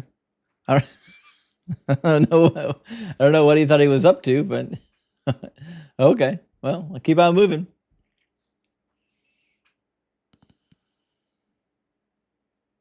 Try to get Musa in here. How you doing, Musa? I'm doing good. Musa, are you at least 18? And what God do you believe in? Yeah, I'm Muslim and I'm 18, yeah. Cool. And what would be the best argument or best evidence for your particular God being real? Be the contingency argument. Sure. You want to run through the premises with me? Yeah, everything has a cause, and there has to be an independent cause that causes everything. Because everything is contingent. I disagree with premise number 1. So you don't think there are contingent things that derive from an independent being or existence? I believe there are contingent things. I don't think that there's an independent being that contingent things rely upon. I think that time existed at all points in the past and the future. Do you hold to like the beat theory or something? Like, Yep. I think all moments of time are equally real, and I think that there's no beginning or ending to time or to the universe. so okay, so there's always been time, so there's always been existence in every period of time, or okay, okay. Can you give me like an example of something that is not contingent? No, everything is contingent, is what I'm saying. So, what would be the cause to those things? Because by contingent, you mean that we're dependent on something to exist, right? It's an infinite chain of causes. What do you mean by infinite chain of causes? I mean, there's no end to the causation chain. There's no start But and there no was, end. I think scientifically that's wrong. I think we derive from like a beginning. Nope. What would be the proof of that? I think that we start from the Big Bang, and then The Big obviously time Bang's will go forward. the Big Bang's not the start of all things. That's just the beginning of the expansion that created our current observable universe. Like, that's a really weird thing to think, that everything that exists now at one point just like nothing existed. Why would anyone believe that? Well, would there be proof of something existing before the Big Bang? Like, Yeah, because matter can't be created nor destroyed, which means it's always yeah, been. yeah, okay. It was Okay, that in would be an a example. it was in a different shape, obviously, before the Big Bang. It didn't look like the way it looks now. Okay, so what would be like your argument against something that, well, you could probably tell that everything is detailed and all serves a purpose, such as like a computer or us as beings, as in we are not made of. Okay, what would be your argument against like everything just not being chaos? You mean the fine tuning argument? Yeah, yeah, exactly. Well, I think everything is chaos. I think when you're talking about fine tuning, you're talking about a teeny tiny little subset of the universe. The vast majority of the universe is pure chaos, and I don't think that the Earth, like if you're saying, well, everything's fine tuned, well, we just look at what we have around us. What we have around us isn't fine tuned. The Earth executes 100,000 people a year at random by natural disasters. Like, why would somebody fine tune the Earth to randomly kill its inhabitants? Yeah, I think that's according to God's will that it happens. So, but then it's not fine tuned. It's the No, I opposite think of fine tuning. would you mean like earthquakes, like tsunamis? Yeah, that's the opposite of fine tuning. You're suggesting that we've got these fine tuned parameters that allow for life, but then we've got all these other parameters that go against that. And so now you've got to make up reasons why it's still fine tuned, which means now you've got to justify why God would fine tune the Earth to randomly execute people. I don't disagree that there are just things that are random, that are unnecessary, such as like I guess tsunamis. I just don't think that you can derive that. Let's take us as an example. Like we are humans, right? We we have an anatomy that is detailed, and obviously there have to be a designer to, you know. Why? I just don't think that nothing. I mean, that there wouldn't be like an essential, necessary thing that would decide that this thing should be made the way it is. Do you know what an argument from incredulity is? Yeah, define that for me. Yeah, it's when you say, listen, I just don't know how it could be this way, therefore it must be my way. That's an argument from incredulity. Like, just because you can't conceive of it doesn't mean that it's rational to believe that your version of events is correct. I think it's rational to come to the conclusion that there is a designer that is, Why? you know, I think it's rational and logical, and you can deduct this. I think that there should be something that designs what we are, because we are detailed in a manner that could not be explained without like an external will causing In your us. worldview, God designed human beings as such that at certain points in history, the death rate for children being born was as high as like 30%. Do you think that's a I good don't disagree. design? I don't disagree with babies dying in their birth. I don't think it's just according to God's will that it happens. But did God design the human body? yeah, Sure. Then he's responsible for the inadequacy of the human body then. And he's also responsible for the high number of women that die while giving birth. yeah, I agree. Everything goes back to God's will. I agree. I don't Right. necessarily think that. So like in my worldview, this is very consistent. My worldview would explain this just because we're a product of chance and evolution. In your worldview, like you have to now justify why God would design such a nightmare. Babies dying in birth. And women. Well, I just think it depends on what, like, I guess let's say just, to be honest with you, I'm stuck on that. I'm be honest with you. I know it's a tough one. Don't worry. It stumped me when I was a Christian. Yeah, I just don't think it makes God immoral, like, necessarily like illogical for God to just allow babies to die, like, without being born. I don't know. Right. And it's illogical that even when the baby survives, sometimes the mother dies. So now there's no one to take care of the baby unless they've got a really solid family structure. I think God would leave the baby in care, so there'll be like an adoption system. I just think if God wanted to take this so early, then it should have been taken early. It's just the way God has decreed everything to be. Sure. If that makes sense. Do you think that women should be able to drive? Yeah, I think they should have the right to drive. That's not an issue. Do you think that men should be allowed to marry 9-year-olds? Yeah. Well, historically, there we you can look. I'm not gonna pretend as if like I will condone it, but historically, you can deduce that there were early marriages. Yeah, that at some point, marriage was okay. At some point, is it halal? It'd be subjective to the woman if she's mentally or physically ready. So yeah, just can you bring up Bukhari 5079? Yeah. Give me a second. All right, bring it up. I don't have my computer on me. I'm asking the host. He's gonna put it on the screen. Yeah, I've got Bukhari 5079 here on marriage. I'll put it on the screen. It says, while we are returning from Ghazwa, meaning holy battle, with the Prophet, I started driving my camel fast, and it was a lazy camel. A rider came behind me and pricked my camel with a spear he had with him, and then my camel started running as fast as the best camel you may see. Behold, the rider was the Prophet himself. He said, "What makes you in such a hurry?" I replied, "I am newly married." And he said, "Did you marry a virgin or a matron?" I replied, "A matron." And he said, "Why didn't you marry a young girl so that you may play with her and she with you?"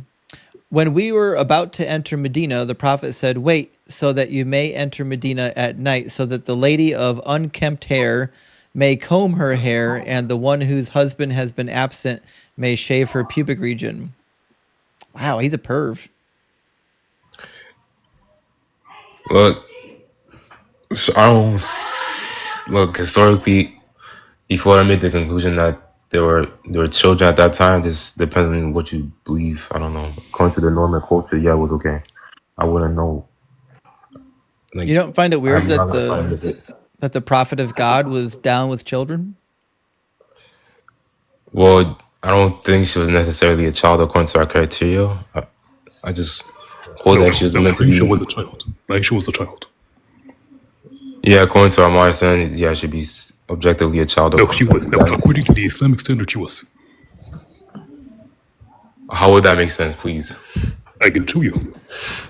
I'm gonna put it on the screen, actually. Are you going to go to Ibn Hajar? No. No, I'm not gonna go to Ibn Hajar, no. Look, I don't have a problem with the marriage. It was just a historical way of doing things.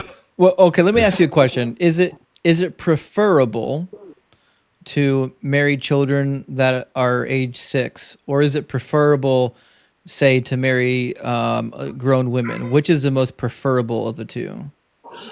You preferable to marry grown women? In terms of like what would be just overall best for society, and overall what would be best in terms of like moralistic ideas. I wouldn't go against Interesting. science. Yeah. So the probable case is that they would have to be within like the age of like 17 to 18, I think, around there. So Okay, so I only ask that because like I think in your mind and in most of the people here in their minds, they're thinking that the best outcome for finding a mate is someone who's fully grown, not a child. So the problem I have is that what we find in Islam is that the prophet, the most holy person in your religion, that the guy that everyone looks up to, is doing the least preferred thing. He's marrying children. I just wouldn't call her a child that time, though. She was 6 Can I when they have got the married. screen, please? Yeah, but it wasn't consummated until 9, until she was physically Yeah, ready. she was a child, and she was a child when it was consummated. 9 is still way too young. What passage is that, Ems? Musa, Yeah, I agree. it is If there's a from, contact and everything, I from agree. Yeah. Shafi. It is from Shafi in his book Kitab al-Um. Okay. It is the chapter of fucking, and it says that at both cases where the marriage happened and the consummation happened, where when Aisha was a child who had no say upon herself. Repeat that again. It says in Kitab al-Um, the chapter of fucking, by Imam Shafi'i, it says that at both cases that the marriage and the consummation of Aisha happened were when she was a prepubescent girl who had no say upon herself.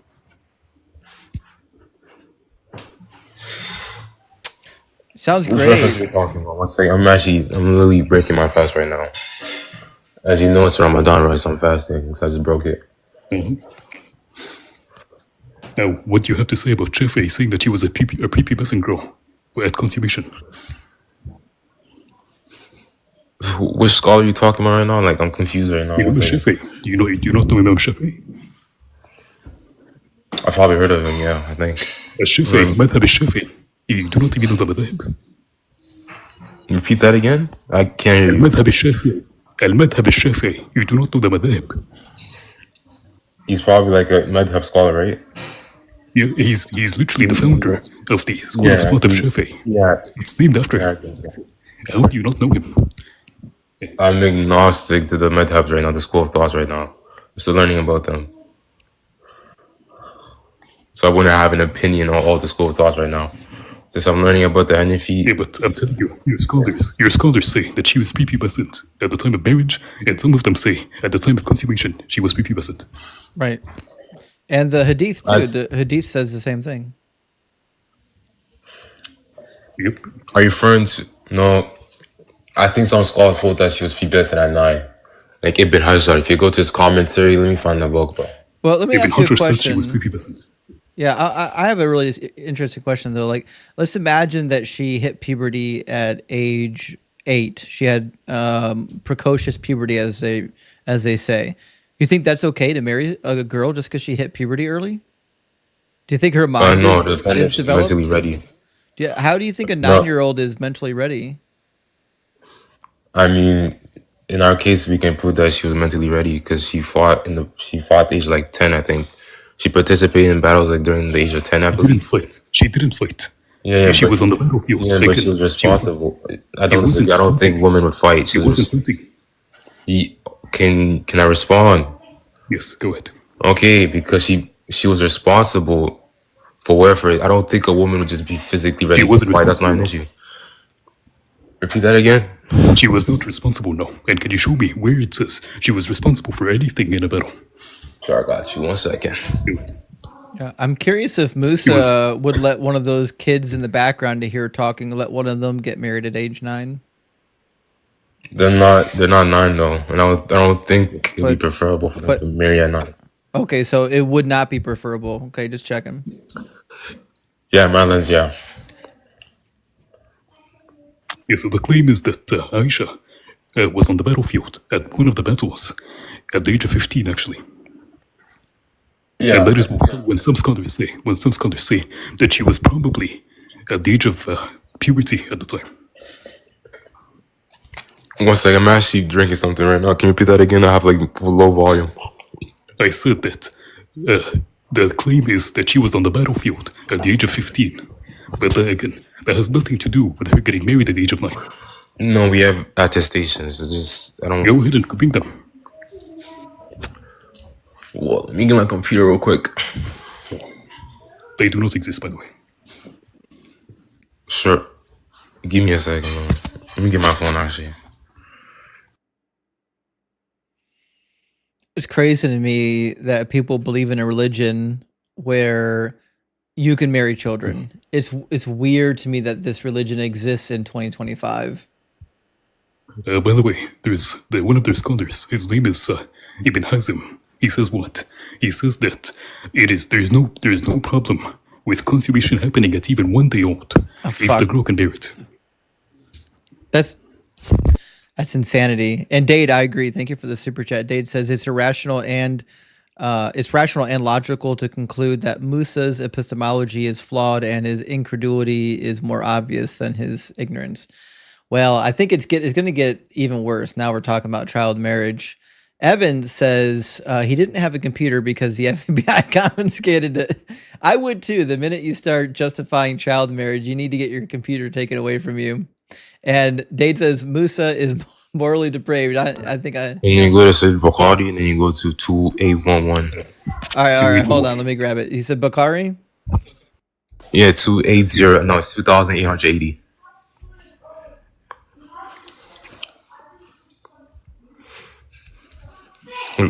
I don't have a stand against like the marriage. I just think it's the cause of history. Yeah, people married at a young age. That's not something we just like. You said what? Was it 2080? 2880. Oh, sorry, I misunderstood. I didn't hear you correctly. Let me get 2888 pulled up. Okay, I've got it. So let me put it on the screen. So it says, I was in the company of Jabir bin Abdullah in, sorry. I don't think that's the one. 1 second. That's the wrong one. Apologies. Let me find it again. It is Bukhari. Yeah. My bad. Give me 1 second, bro. Justin, I think you're on the wrong one. It is Bukhari 2880. Oh, okay. Not 8880. Yeah. There we go. Fighting for the cause of Allah. Says, on the day of the battle of Uhud, when some people retreated and left the Prophet, I saw Aisha bint Abu Bakr and Sulaim with their robes tucked up so that the bangles around their ankles were visible, hurrying with their water skins. In another narration, it is said carrying the water skins on their backs. Then they would pour the water in the mouths of the people and return to fill the water skins again and come back to pour the water in the mouth. Okay, so they're giving water to the soldiers. No, in this context, yeah, the scholar says she was like around the age of 10, so she was a nurse. No. So it wasn't at the age of 10, no. That's what the scholars say. Uhud was 3 years after Hijrah. Repeat that again. The Battle of Uhud was 3 years after the calendar of Hijrah. And also, it doesn't matter because it doesn't mention marriage. 1 second, let me come back. Someone's calling me. I do not know what's going on with them. Yeah. I need to get more familiar with the hadiths. I know there's a ton of them, but like to me, reading the hadiths are interesting. What's up, Evan? Bukhari alone has collected 600,000. Jesus, that's so many. I do not think you're going to get through that. No, that's like more than the Talmudic writings. Oh my gosh. Yeah, I think it'd be preferable if you just like, I know you have like a stand against the Prophet, that's fine, but like, according to my belief, I don't think it's halal for me to speak to someone that would address my Prophet like a pervert. If you hold that position, that's fine. I just don't think you should say it to me because I'd have to leave according to my faith. Do you think that apostates should be executed? I mean, you mean apostasy laws? Yeah. Yeah, according to us, that'll be treason. Yeah, but in your mind, should that happen? Well, I wouldn't go against my beliefs. So other friends, some circumstances, yeah. I just don't think you could just go ahead and murder someone just because you suspect them of apostasy. I think you'd have to outright. Not if you just suspect them. Like if they actually are legitimately apostates, you think they should be killed? Yeah, that would be treason against God. Okay, cool. Thanks for letting us know that you're a violent psychopath. Also, I'm from sorry. the Like I from the wouldn't go against comments, my belief. I'm sorry. Jib is saying, Justin, can you please read out Sahih Muslim 1453a, Book 17, Hadith 33? It's even worse. I got you, fam. It says, Messenger of Allah, I see the face of Abu Hadifa, signs of disgust on entering of Salim, who is an ally to our house, whereupon Allah's apostle said, suckle him. Oh, shit. She said, how can I suckle him as he is a grown-up man? Allah's messenger smiled and said, I already know that he is a young man. Amir has made this addition on his narration, and that he participated in the Battle of Badr in the narration of Ibn Umar. So what does it mean to suckle somebody? So he can breastfeed him. Yeah, in this context, I think this is like an abrogated verse. It doesn't really exist with the Quran. It is not a verse. No, yeah, but there was a verse about it that's been abrogated, I think. No. We have a hadith that says that if a man or if a child suckles from a woman for like a period of time, then she becomes his mother. Yeah. And he cannot marry her. Yeah, they become their caretaker. That's an essential thing. That's if crazy. you take care of the baby. I think you'd have to go to the context of that, actually. I don't remember that I had hadith. I just don't remember the context of that, to be honest with you. Sure.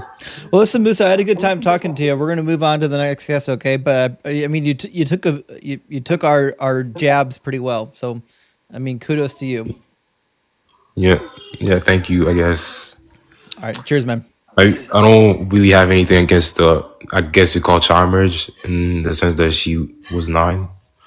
I just think historically you can see that there were children, women being married at like a young age. I just don't think we could just hold people accountable for like things that were normal back then. I would if they were getting messages from God. Yeah, I would expect God to know better. Mm-hmm. Okay. You can hold that against God, I guess. You already do. All right. Okay. Cheers. Goodbye. Listen, I never am surprised when human beings do horrific things. We expect human beings to do horrific things. What I don't expect is for a God to be doing horrific things. That's what I don't expect.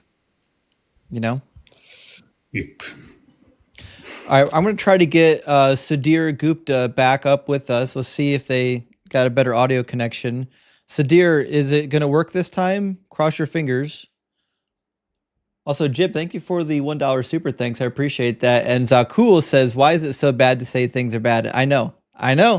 It's so hard sometimes just to say things are bad.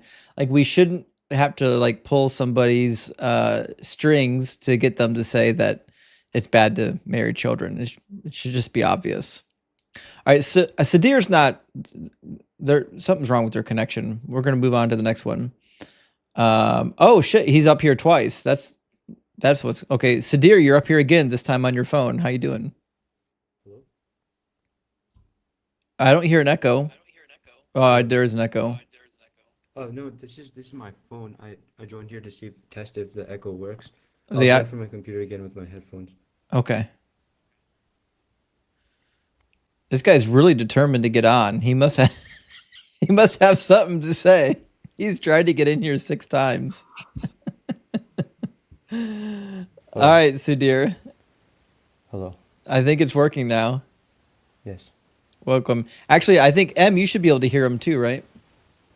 I do, yes. Okay, so M can hear the guest, but the guest can't hear you, unfortunately. That's okay. Sudhir, I assume you're at least 18, right? Yes. Okay. And what God do you believe in? The God of the Christian Bible. Okay, cool. And can you like get a little bit closer to your microphone? It's really hard to hear you. All right. Is this better? Yeah, actually, it is better. Let me see. Mm-hmm. Yeah. Okay. Okay. It should be good. Guys in the audience, let me know if you can hear them now. I think we've got enough audio from them. We should be able to work through this. Last question, Sudhir, are you at least 18? Yes, you already asked me that. Oh, I'm sorry. Yeah, I get lost in conversation sometimes. Okay, cool. So, what would be your best argument or most convincing evidence for the Christian God being real? So we have no proof going either way that any God is real or any God is not real. So me believing or me choosing to believe in the Christian God is no better than you choosing to believe in your own reality. Right, but I think my reality is rooted in evidence, and I don't think that theistic claims are rooted in evidence. Okay, so then we'd have to define what evidence is, and that evidence that you believe, again, I'm saying you believe, it's going to be your belief again. So really anything, if you take it for what it is, it's you are believing it. And if I choose to believe in a God, there really is no difference. Well, let me ask you a better question. Also, Rachel Estridge, thank you for the 666 over Venmo. Big W, Rachel. Rachel says, thank you for supporting women so fiercely. I will. I'll never stop supporting women on this live stream. So, Sadir, I want to make sure and ask a question that we can engage with. What would be the things that are most convincing to you about the Christian faith? Like, if I asked you, like, if I was a random stranger on the street and I wanted to know why are you a Christian, what would you tell me? Because I grew up that way, and that's how I was raised. My parents brought me up that way. Okay, that's a fair answer. Yes. Do you think that that is the best way to determine what is true? There really is no way to determine what is absolutely true. It's anyways, it comes back all to our beliefs. Okay. Well, I mean, I appreciate the honest answer because I agree with you. I think there are things ultimately we're not capable of knowing, but I do believe that your particular God is an irrational God that doesn't make a lot of sense, which is why I'm not inclined to believe in your God. And I think there's maybe 4 reasons. We don't have to do them all at once, but there's kind of 4 reasons why I don't believe in your God. And I think a lot of them stem from the Bible. I think the Bible is hopelessly contradictory in essentially all of its doctrines between the Old Testament and the New Testament. It gets history and science wrong quite a bit. And then it's also true that like we've got really poor manuscript evidence for quite a bit of it. And then I think the last thing is Jesus didn't fulfill any of the messianic prophecies, which means he's certainly not the Messiah. And if he's not the Messiah, then Christianity is not true. So that's why I think Christianity, we can just kind of throw that right out the window. All right, can you please present your evidence? Yeah, for sure. Which one do you want me to start with? You can start with any. Okay. Well, my favorite topic ever of all time is talking about the prophecies of Jesus. And so let me go ahead and take you we're going to go to Isaiah chapter 40. And this is a familiar passage for most people.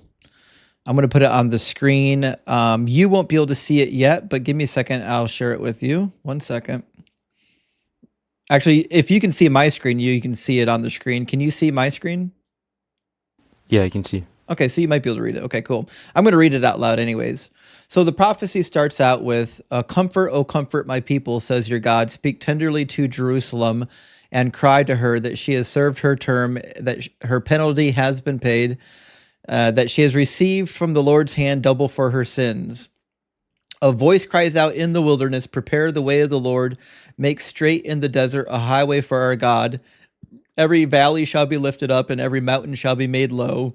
The uneven ground shall become level and the rough places a plain, and the glory of the Lord shall be revealed, and all flesh will see it together, for the mouth of the Lord has spoken. So what's happening here in Isaiah 40? Do you know what's happening?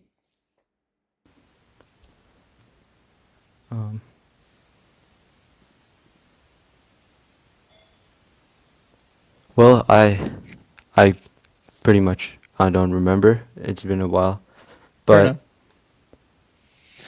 So what's happening Yeah. is this is the beginning of a prophetic unit we call Deutero Isaiah, and he's talking to those that are in Jerusalem about how Yahweh is about to free them from captivity in Babylon, because the majority of their people have been held captive in Babylon. And so this starts the restoration prophecy in chapter 40, and he's saying it now is the time to comfort the people that are mourning, because the time of mourning is over. Your penalty has now been paid. Your terms of service is run out. So he's saying that, look, we're going to make a highway for our God, because God is coming back. He's going to return to the people. In fact, he says, get up.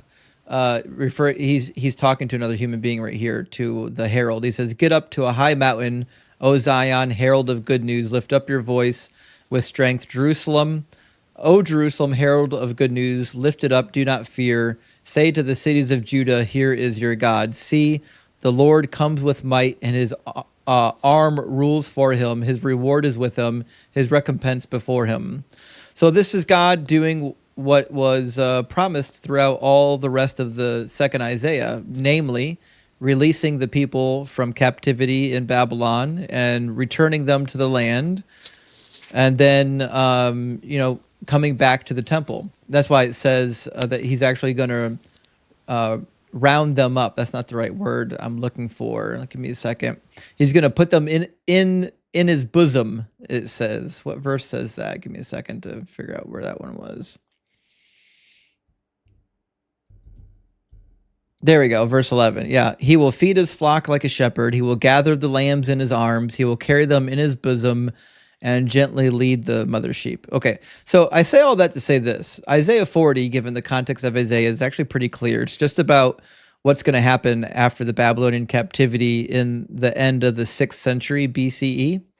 The problem is, like, when we go to Mark, Mark has no idea what he's talking about, and neither do the other gospel authors, because they think this is a prophecy about the time of the Messiah. And it says, the beginning of the good news of Jesus Christ, as it was written in the prophet Isaiah, see, I am sending my messenger ahead of you, who will prepare your way. The voice of the one crying out in the wilderness, prepare the way of the Lord, make his path straight. But this prophecy from Isaiah had nothing to do with the Messiah at all. There's nothing about a Messiah mentioned. And he also gets the prophet wrong. This part right here says, I'm sending my messenger ahead of you to prepare your way. That's from Malachi chapter 3. This is not from Isaiah. This part is from Isaiah. So, like, the gospel authors, not only can they not quote the text appropriately, but they don't know what the texts are talking about. All right, so first of all, I'd like to say that these authors do not represent God entirely. They have their own understanding of how things work, and they decide to, write down everything best they can. It's the main idea of the Bible that we should be taking away, not these 1-2 paragraphs where these guys are people who wrote down something that we can't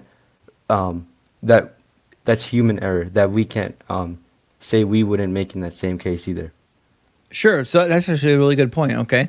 So if we find a bunch of problems with the Bible, we could chalk it up to human error. But let me ask you a question. What percentage of the Bible needs to be, how much human error should I find in the Bible before I'm warranted just to say, well, it's all written by humans and shouldn't trust any of it? Should 99% of it be true? 90% of it be true? What's the percentage? So, I think when I came here, I was telling you, there really is no way to prove anything, right? So, if we're trying to prove something here, you can't really give a percentage of truth. So I want to ask you, what is your truth? What do you believe in? Well, I mean, I'm an atheist. I don't believe in any gods. I think that the universe is eternal. I think it's, time, matter, and space have always existed, and they always will exist. And if there is such a thing as an afterlife, I would assume that it's just a naturalistic phenomenon, part of our universe, completely unrelated to a god. But I also don't believe in an afterlife either.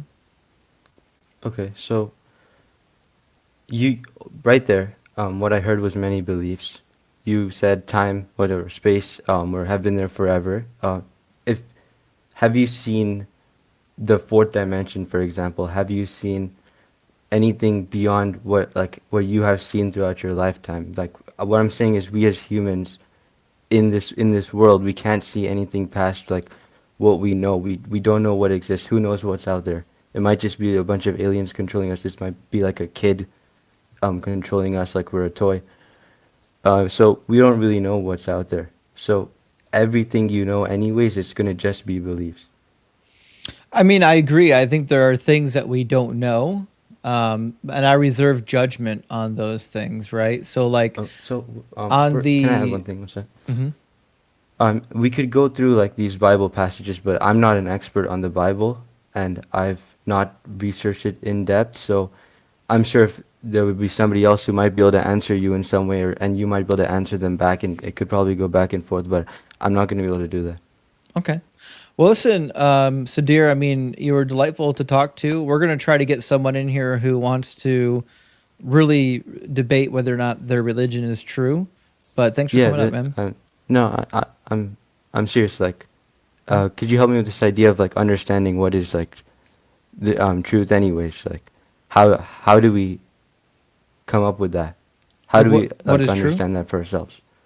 Well, Yes. I think what is true is always tentative, right? Like we observe the world around us and we say, when people make claims that seem to be in accordance with reality, we call that true, you know? Well, which reality? It's our subjective reality, anyways. Yep, that's all we have is our subjective reality. We have no access to anything outside of that. So then, from that, how can we just say something is true objectively? Well, because we're experiencing the world, right? So like even when we say that something is objectively true, that we're essentially using it colloquially to mean that like we can root it in what we would consider objective principles. Like you would say it's objectively true that I'm holding a pen, right? Because we can use our powers of investigation to see that I'm holding a pen.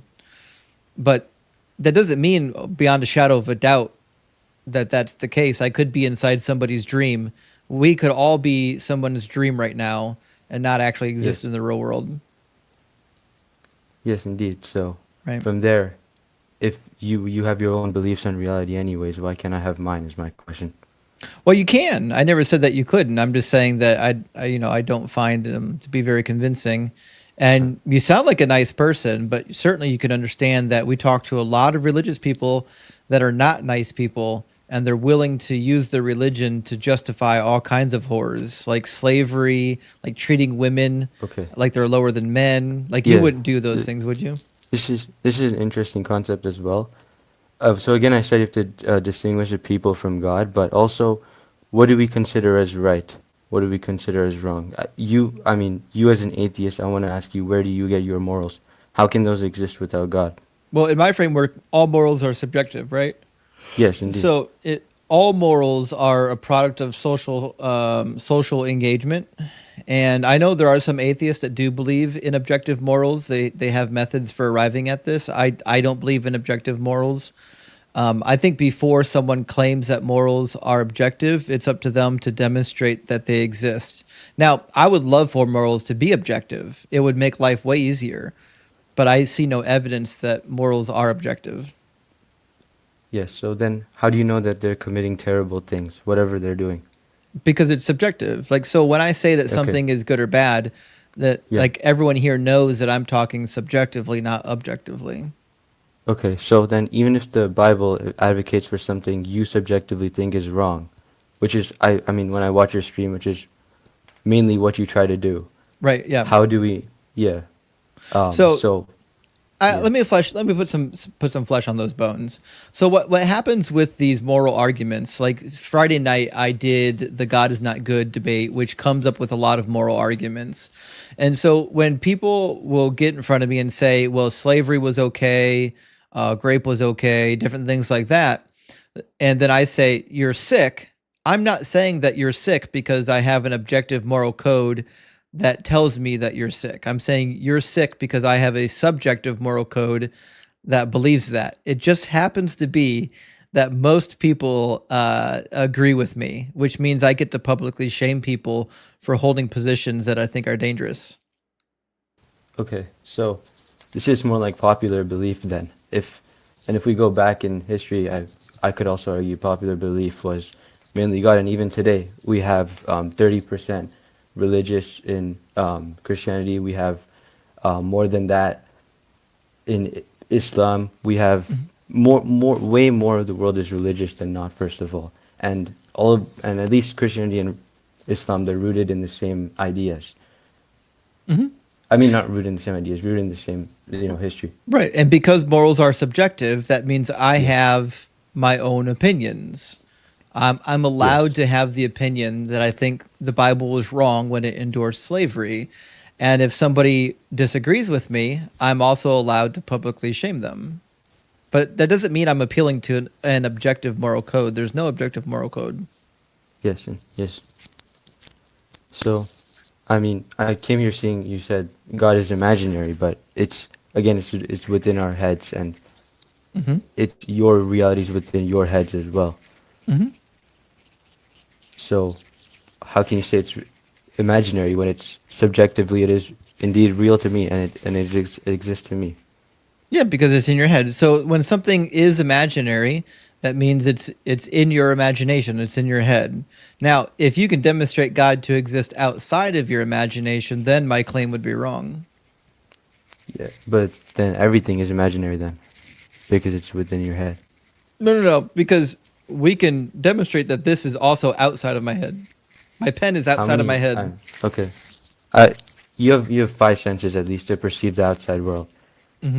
And you can see, you can feel that, you might hear it move, but that comes back to your head, and you're at least your conscious experience. You can't tell if that's subjective. It's still your subjective experience. Yeah. I mean, you're just going to do the whole brain in the vat argument. But the problem with the brain in the vat argument is you have the same problem, right? So, if you're just saying, no one can know for sure if we're not just a brain in the vat, that's cool. But the fact of the matter is you don't operate your life on that assumption, and neither do I. So it's not really a useful argument.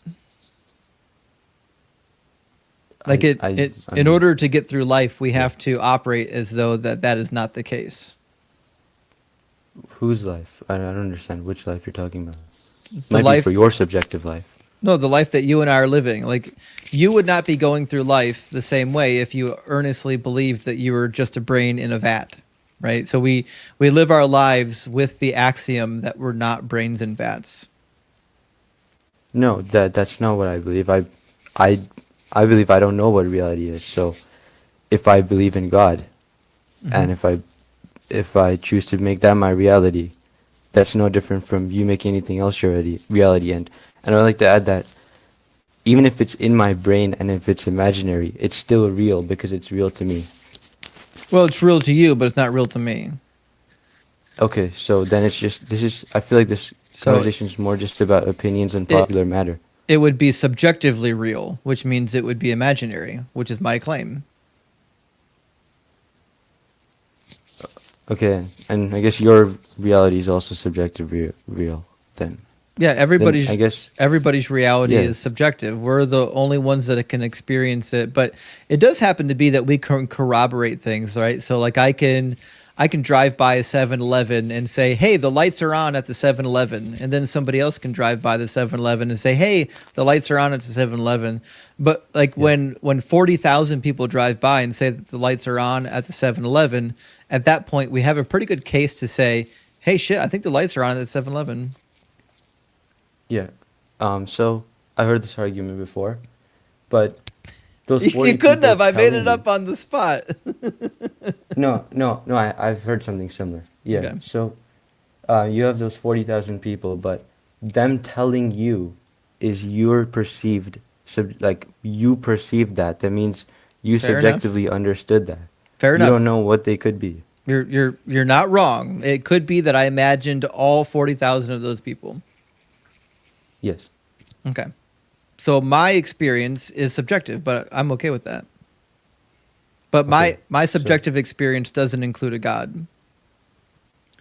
Okay. and that means your subjective experience and all your beliefs are also imaginary, as well as my God, and it's all just imaginary anyway. So, why would you come here specifically to say God is imaginary? Why don't you come here to say maybe your phone is imaginary, or we are all imaginary? Because we have like an axiom, which is that we are not all imaginary, that we all actually do exist, right? So as I stated before, like if you're just going to go with like a really dumb argument on being brains in a vat, like congratulations, you've got the same problem I do. But we don't operate on that axiom. We operate on the axiom that there is an objective world and that we're living in that objective world. So if we are living in an objective world, then we have to determine what is actually in that objective world. And in the world that I think that we are all experiencing, I don't see a reason to believe that there's a God in that world. Okay, so from what I understood you said is that you're assuming that we're in an objective world. Well, again, But it's so up are to you. people to decide if they want to assume that and what their objective world is. But that's what I'm saying. All of us are operating on the axiom that we're living in a real world. Like there is a reality in which we all exist, right? So, Yes, and that reality is our own reality. Our subject, we're operating on the objective, on that is our own reality anyways. right, yes, but we're all operating on the idea that there is a legitimate world, like it's a tangible, material world that we live in. I'd like to ask you, who is this all? Who is all of us? Everybody that is in this room right now is operating on the idea that we actually exist. Yes, and Because you wouldn't be here if you didn't. If you didn't have yes, the axiom. maybe that we don't know. We don't know for sure. we do know for sure. If you didn't have the operating parameter in your brain stating that you're a real person in a real world, you wouldn't be here having this discussion because it wouldn't matter if your God is real. If you weren't real, then you wouldn't care about your God being real. I don't think it needs to be real. For my imaginary, for example, what for an imagination? It doesn't need to be real for it to be real. It does. No, I mean, you're kind of saying, yeah. Okay. So my point is pretty easy. Like you and I are both operating on the axiom that we really exist and that we're living in a world that really exists.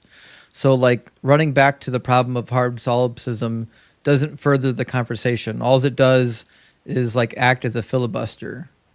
So in the real world that you and I both live in, that you and I both operate in, the question is, in that world, is there a God? And I don't see any evidence to believe that the real world includes a God. Okay. So I know where we went wrong with this. So again, you assumed in your own subjective reality that there is an objective reality, although it may seem like very obvious to you that that you exist. Although it may seem that way, that's the whole point of this subjective reality. Right, you're just Is that running you right feel back like to you exist. you're running back to hard solipsism. You don't Okay, believe and in. I would you, like to say- you don't believe that you're fake. You don't believe that I'm fake. You don't believe that the world is fake. So running away to hard solipsism, maybe all not. you're Maybe doing is not. running away It's from a the actual subjective conversation. Sorry, I didn't mean to interrupt. I just got a little heated. Okay, Sorry. no, it's okay. I'm just saying that the problem of hard solipsism, the only reason why that ever comes up is when people want to run away from the actual conversation. The reality is, Okay. both you and I are operating on the axiom that we exist and that we're in a world that exists. Okay. So again, I disagree with that. There's no axiom except that you're in your subjective reality. That's the only axiom that I think Okay. we know that. Okay, And then from you've there, defeated I'd your like to God say, then. How I Because- come to the conclusion of God? Because if you're a brain in a vat, so is your God. Yes.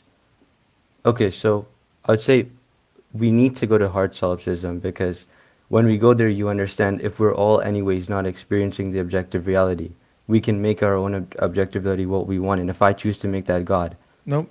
it doesn't mean it's not imaginary. If your it might be brain- imaginary to me, but so is your reality. If you're a brain in the vat, then it's no longer objective, it's subjective.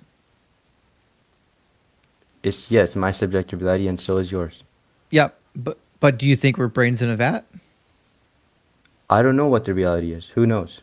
Again, Somehow, it's whatever I perceive through my senses. somehow, I'm willing to since I was bet born. money that you don't think that we're brains in a vat, because you wouldn't be up here arguing for the existence of your God if you were agnostic on the idea that you could be a brain in a vat. No. We don't need a purpose to do anything. Things can just happen because we choose to. Right, but you care. There doesn't have to. So you care Care, I about what don't you care about what I care. think, you care about what others think, you care No, about your not idea of necessarily. God. And if you were agnostic So- on whether or not you're a brain in a vat, you wouldn't actually care about these concepts.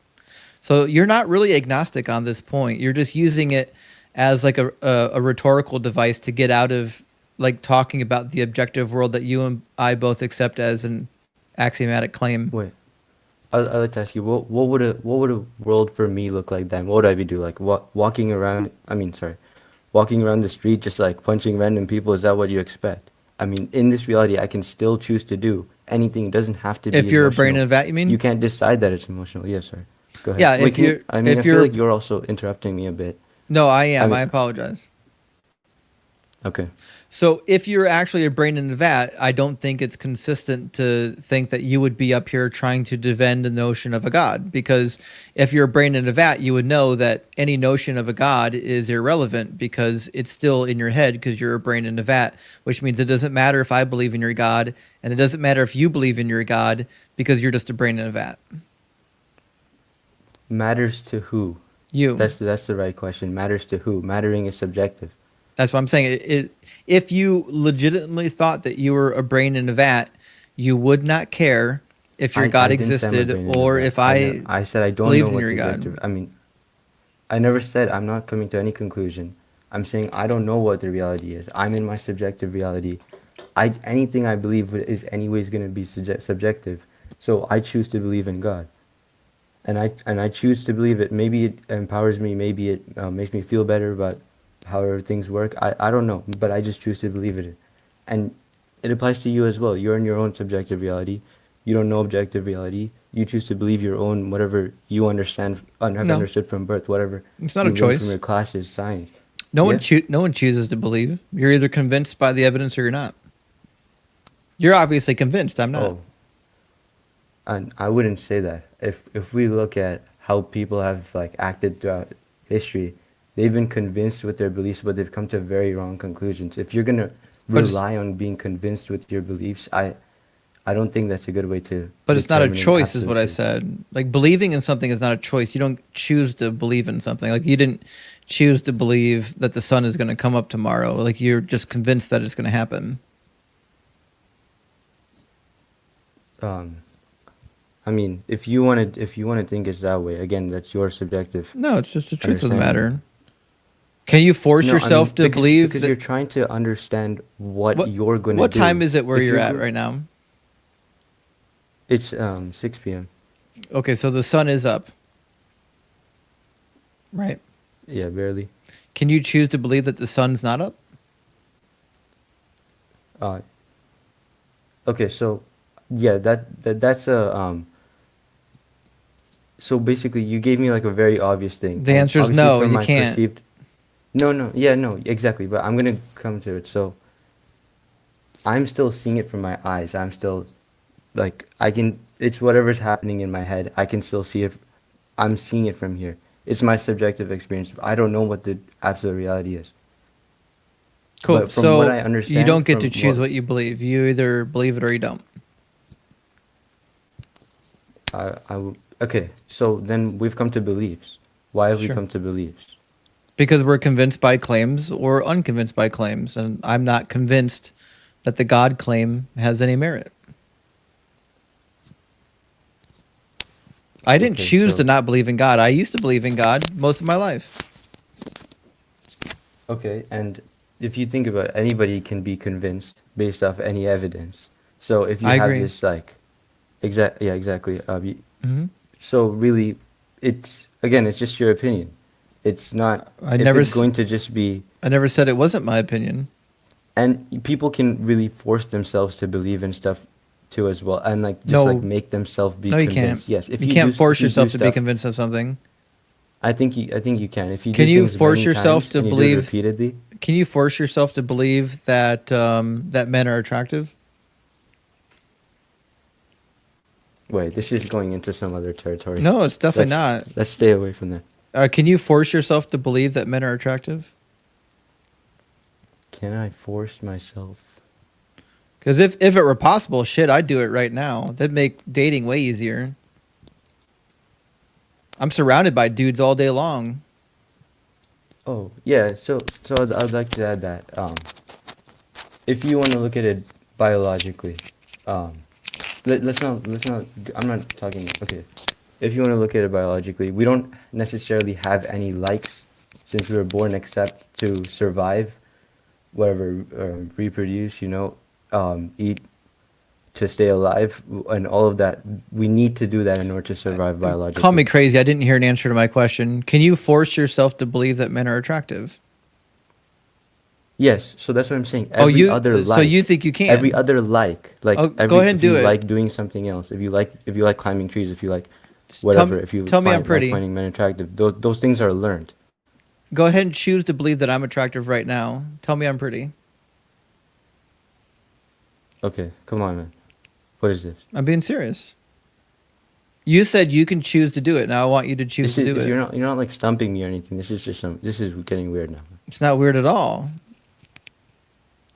I won't even make you pay for dinner. Bro, come on. I think Listen, I think mean, you see the logical corner that you've painted No, I don't yourself see your into. thing. I don't see it. You in painted your yourself subjective into a view. logical corner where you think people can just Bro. choose to believe things. That's not the way that it works. You don't choose what you believe. Okay, yeah, I never You said that. I never said you that. just are Okay, convinced of let's take it a step something back. or you're Let's not. take it a step back. Right? Let's take it a step back.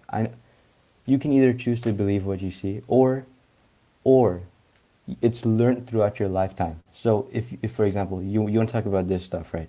If you were born and your friends and many of them were liked men, for example, right?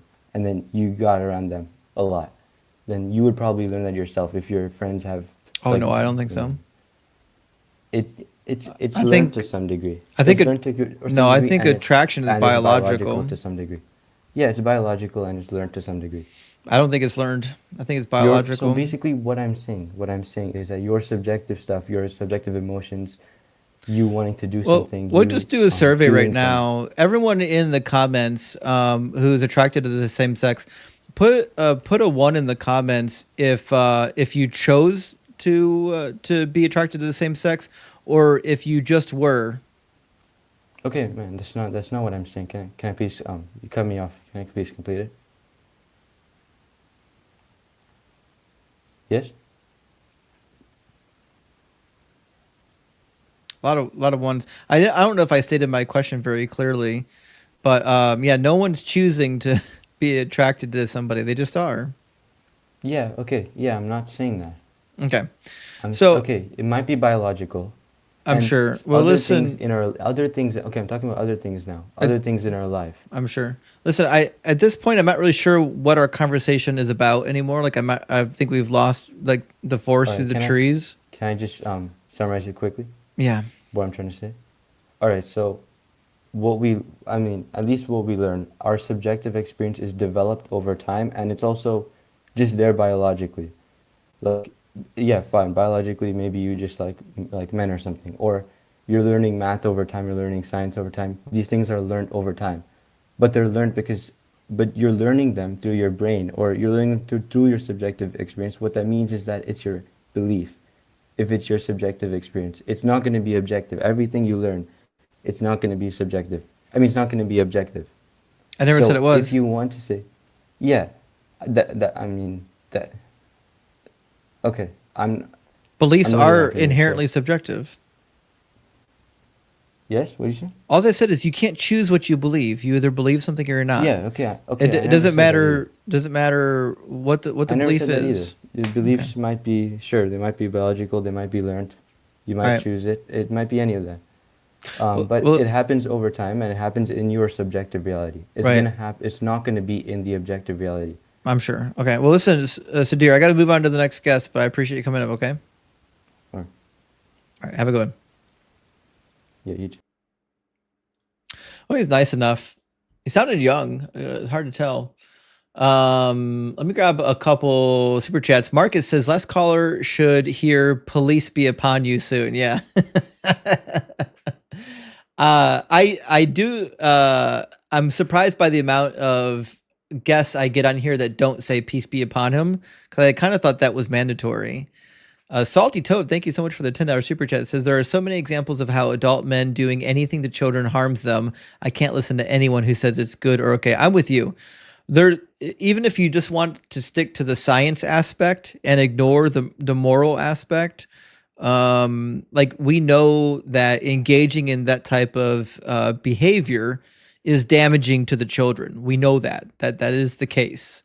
There's been a lot of studies on this.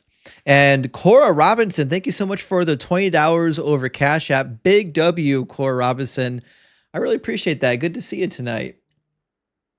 And then Evan says, they sound so sad when they say they're Christian. I know.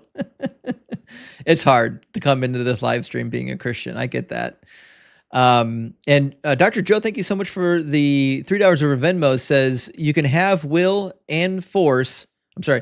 Let me make sure I'm reading this correctly. She says, you can have will and force yourself to seek data that supports your view and disputes the opposite, and you are. Yeah, I actually agree. So like you can force yourself to study something that would lead you to come to a different conclusion than what you're already at. But at the end of the day, you're either believing the data or you're not. You know what I mean? And Thorian, thank you so much for the super chat. It says deep dive Islam stream with ex-Muslims would be awesome. I agree. Actually, I need to study the Quran so I can do it more in depth. I'm working on it. I am working on it. And Farrell, thank you for the $6.99. Says, let's not let Muslims get away with calling 9-year-olds women. Oh shit, that's a good point. I need to police that language. Says they are children. Correct them every time they say it and make them say child. You know what? I'm going to do that. I'm glad you mentioned that. That's the right move. That's the right move. And Nolan, thank you for the super chat. It says, thanks for great entertainment. Well, Nolan, thank you so much for supporting the channel. And, we're going to keep doing our thing over here. You know what I mean? We're going to keep on spitting facts. Ark Lloyd, thank you for the 666. Hail Nero says, why is the caller wasting his time talking to someone he, she, it believes is imaginary? That was kind of what I was trying to say. If they legitimately believed this talking point, then they wouldn't be up here talking to me.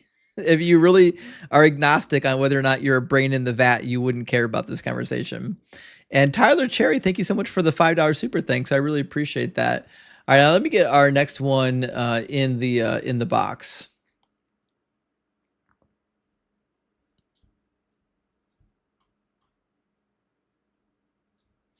We're gonna try to get only biblical videos. How you doing, Hello? Biblical? Good.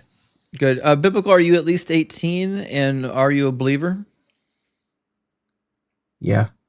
Cool. And which God do you believe in? Me? Oh shit, you're a God? No, are you asking me? Yeah, I said, which God do you believe in? Obviously, I'm not asking me. Oh, I'm Christian. Right. Okay, cool. So what would be the most convincing evidence or argument for why the Christian God is real? Just reality itself, the universe. Sure. Can you elaborate? Just the existence. Just that we're here. Yeah, I agree that we're here. I'm trying to figure out what that has to do with God. It's just illogical for me to think time is eternally infinite, or the universe is just here with an infinite number of energy and atoms. Why is that illogical? Illogical. It just speaks for itself. We just know it's just illogical. Well, I could just say, I just know that it's illogical for God to exist, and then that is a... But then you would have to say the universe is just here for nothing, which is illogical. So oh no, I don't get believe in the a universe. paradox. I don't believe there was ever nothing. Sorry? I don't believe there was ever nothing. Why would I believe that? No, that it just is just here from nothing, no cause, just exists. Yeah, eternally. It's always existed. Yep. An infinite chain of causes. What's the problem with that? But then we wouldn't. So, like, what about the Big Bang? What about it? Sorry, I'm so cold because I'm in my car. No, I get it. Don't worry. It's cold where I'm at too. The Big Bang's not the beginning of all things. Like there wasn't nothing before the Big Bang. Yeah, but there would be infinite time backwards, so we wouldn't even get to that Big Bang because we're Yeah, we would. backwards. No, you would. We can't because there's so much more backwards. We wouldn't even get to that point. No, that's not true. Every point on the timeline is a finite point. Say it's not true. It is. You can't just say it's true. Every point on the by logic, timeline, you would be any 2 point on the timeline has a finite amount of distance between them. No, but that's not like I forget the exact word. That argument is a theory. It's not like reality. No, it is you would reality. Have an infinite. You would have an infinite past. I know. I get to the event. I agree. Yes, you would. How if we're infinitely backwards? Because illogical. time moves in one direction. Yes, so that means infinitely backwards. We wouldn't even get to that point. Yes, you would. All right, let's drop it because it's not getting anywhere. But wow, it's like you're forcing yourself to believe that. I'm not forcing myself to believe it. You name the contradiction with an eternal past. Where is it? I just explained it. You didn't explain it. There'd be an eternal. You just made a claim. You said you wouldn't. An infinite amount of. You said you wouldn't. We wouldn't reach them. From what? Reach it from what? That's my point. It's internally backwards. We wouldn't even reach. It's not eternal. Can you count? Thing. Can you count negatively forever? No. But this argument that you're using, I forget the exact word. I know. Not reality. It is reality. Can you count negative forever? No, but this is just a theory. Will you ever can't actually count to infinity? Will you ever run out of negative numbers? Again, this isn't a reality argument. It's almost like I asked you a question. Categories. Would you ever run out of numbers?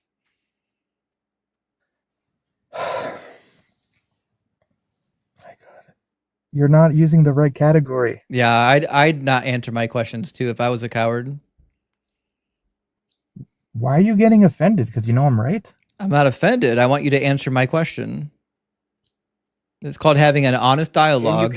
When you ask me questions, I answer them. When I ask you questions, you answer them. Can you count backwards forever? Hypothetically? Sure. Yes, you can. There's okay. There's no contradiction. Okay. Is there any reason why time can't go back forever? Time is an infinite progression. Why can it not have no start point? Because it's illogical. There would be an eternal past. You wouldn't reach the. Tell me the contradiction. The Big Bang. Show me the contradiction. In your theory, yes. That's what I'm asking for. Give me the P and not P. I literally just said it. You didn't. You just said a dumb claim. You haven't given me the contradiction yet. You just said if there's an infinite past, you wouldn't get to whatever event. Big Bang. You could call it the Big Bang. Next stage. Yes, you would. Why would you not get? Why would you not get there? Because there's an infinite past backwards. So what? Every time you try to go forward, you're going backwards. No, you're not. Infinitely. You're not. You're going forward. Time only goes back in the forward direction. Yeah, but you're like, I can't say starting, but you would be back internally, so you would never reach it. You would, yes. Because every point in time is not infinite. Every point in time is a finite point on the timeline, which means you wouldn't reach if there's eternal past. You would reach. You absolutely would reach. Because eternal past it's like your brain is dead. Your brain is like demented. Eternal past is not a point on the timeline. That's the problem. You keep talking about eternal past like eternal past is a stationary point on the timeline, and it's not. No, the present is stationary, and your Big Bang is stationary. We would never reach it. That's you would. Yes, forget it. Because time always progresses in one direction. Okay. It's a stupid argument. It's not a stupid argument. Okay, it's not illogical at all. Let's move on. You failed to point out the contradiction in the argument.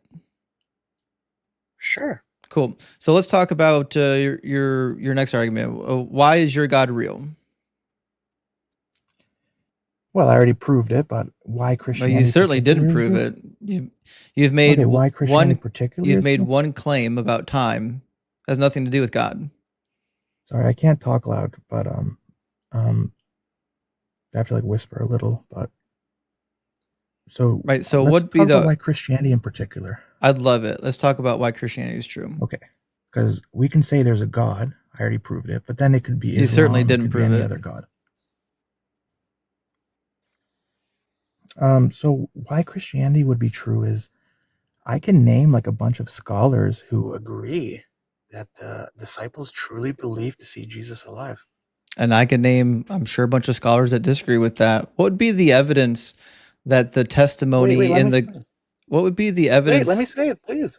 What would be Let me the say it, evidence? wait. I don't know if you're really confused about how things work here, but as it turns out, it's my live stream and I'm allowed to ask you questions if I want to. So I'm asking you, what would be the Yeah, but let me make my evidence point. that It's not the fair. claims It's of not fair. the Gospels are true? No, let me explain. Do you know your friend Derek from Myth Vision? Yeah, what about him?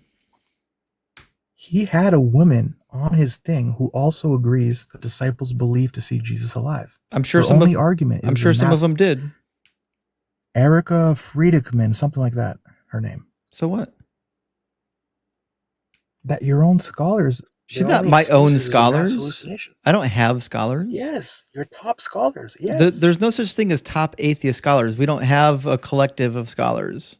your most famous ones. We don't have most famous scholars. Yes, you do. The most well-known ones appearing on your channels. Yes.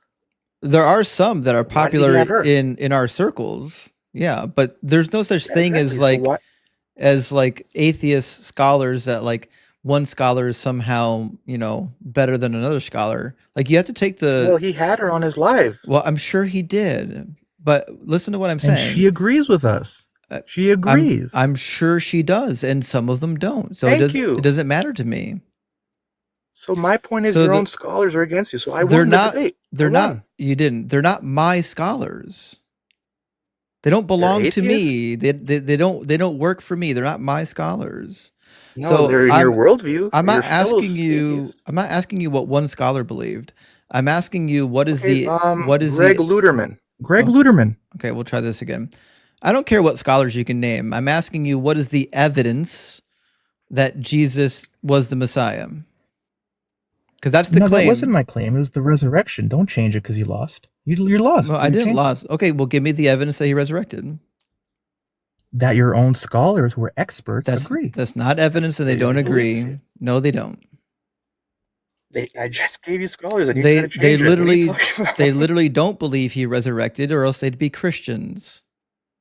No. Their only excuse is that it was a hallucination, which is retarded. That's not their only excuse. He really did rise from the dead. No, it doesn't prove that. If you actually looked at the best excuse they can come up with, it was a mass hallucination. That's their. If you actually listen to the bulk of the scholarship, there's about a dozen ways that they believe that yeah, I'd run too. Yeah, there you go. He's wanted to get up and preach about scholars he doesn't know about. Okay. Well, come back when your testes drop and you're ready to have an adult conversation. Master Sheeter says, I thought Brain in the Vat guy was the dumbest caller, but I stand corrected. Yeah, you do stand corrected. I think we just set the bar at a new low. And you're right, that was weird. I'll never understand people who get up here thinking that their argument is true because they heard a scholar that agreed with their position. Tyler Cherry, thank you so much for the $5 super thanks. I really appreciate that. And Crisp and Chunky, thank you for the hand hearts. So many people on TikTok gifting. Ben, thank you so much for the paint. And Dexter, thank you for the hearts. I really appreciate that. And Lavender and James and JJ and Rick and Sticks and Lou, thank you so much, guys, for supporting the stream. Let me get our next guest in here, and we'll keep the stream moving. All right, U19 has been waiting for a while. We'll see if they can still connect. How you doing, 19? Yeah, hi there. How are you? Good. How are you doing? I'm good. I'm doing good. For your next question, I'm above 18. I'm above 30, so don't worry about that. Cool. So, what religion do you believe in? Islam. Sunni Islam, to be exact, from the Maliki school of thought. Cool. So what would be the most convincing argument or evidence for why your God is real? Well, there are several Actually, the infinite regression theory, meaning that infinite regression is simply impossible. Why? According to Aristotle. No. Well, if you the Greeks tell actually me why. believed the Greeks didn't have a unified idea on time, but a number of them believed in an infinite time in the past and the future. But also, just appealing to Aristotle is an actual argument. I'm asking you to provide the actual argument. Because My actual argument is also the fine tuning of the universe. Okay, so your next argument is fine tuning. The fine tuning. Okay. Yes, fine tuning. Was everything fine tuned? The fine tuning. What do you mean by that? If you don't mind me asking. Was everything in the because universe I actually tuned? do So, think. like, was our planet fine tuned? Well, does seem so, yes. Because if you Are look at human bodies fine tuned? Fine tuned in what sense do you mean by that? Well, you're the one bringing up fine tuning. I'm asking you, are humans finely tuned as well? Well, that depends on what you. Well, it depends on your definition of fine tuning. Use your definition of fine tuning. Well, look. If you would ask me, fine tuning is based according to the Islamic theology of faith, and by that I mean. That fine tuning is according to God's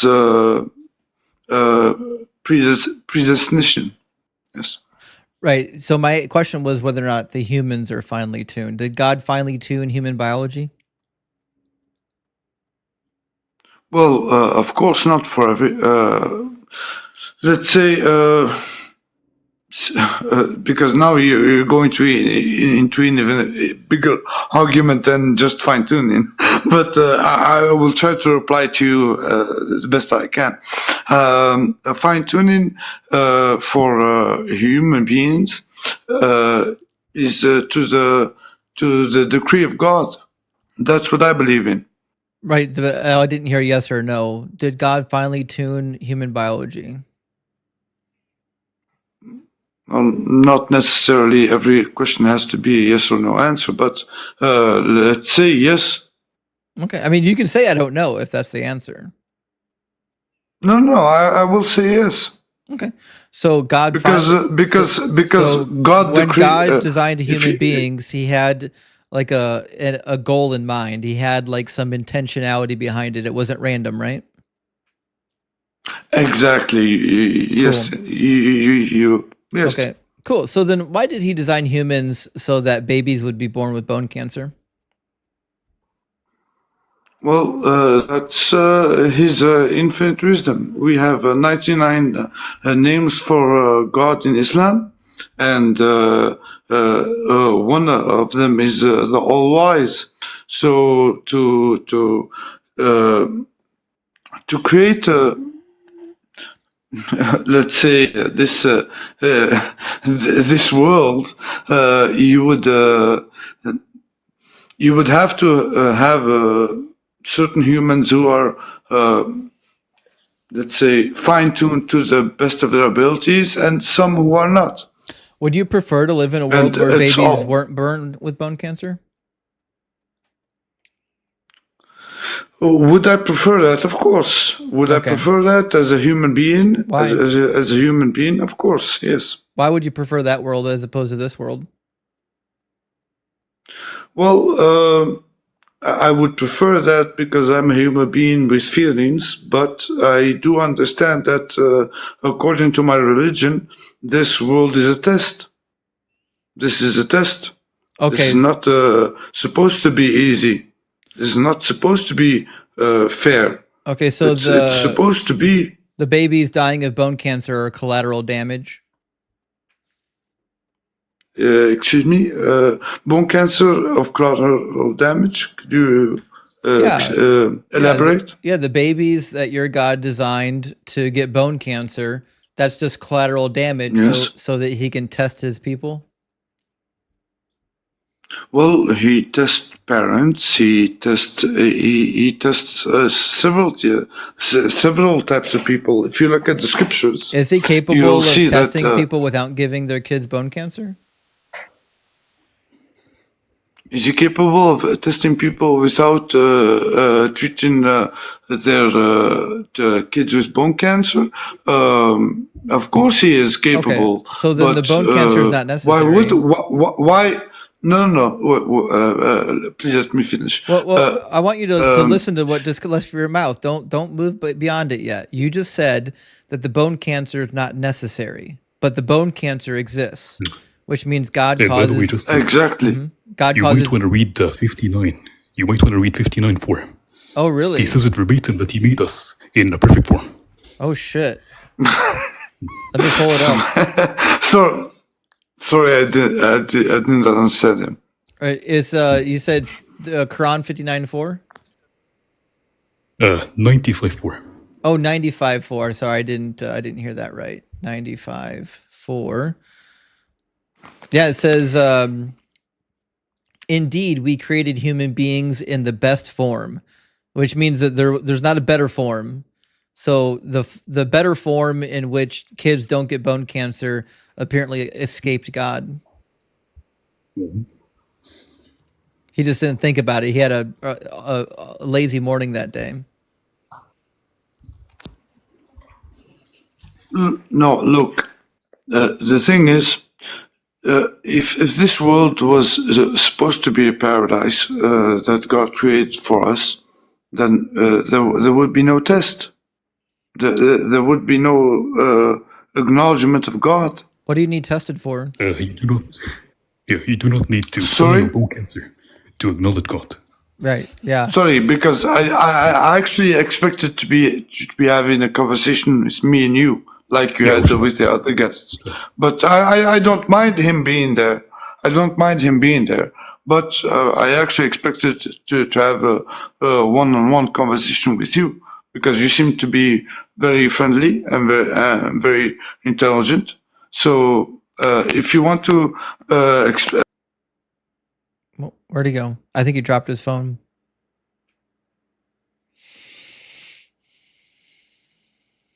He'll be back in a minute. I think he dropped his phone. It sounded like he mishandled it. The thing is, God gaslights you. He says that the more he loves you, the more he's gonna put disease within you. So the more you're diseased, that is just a sign of love from God. That's crazy. Sorry, bro. I really don't understand you. Could you repeat, please? Go ahead, Justin. Continue your discussion with him.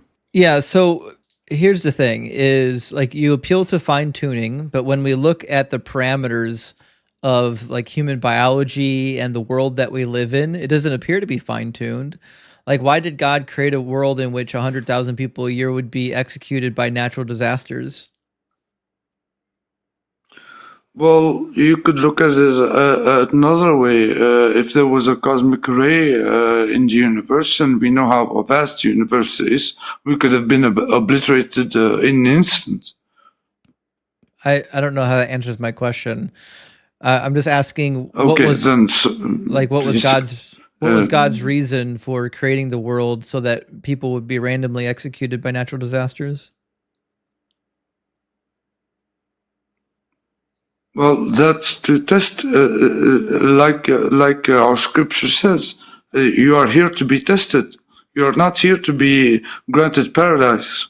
This is not paradise. Why do you need tested with natural disasters? Does God have no other tools in his toolbox?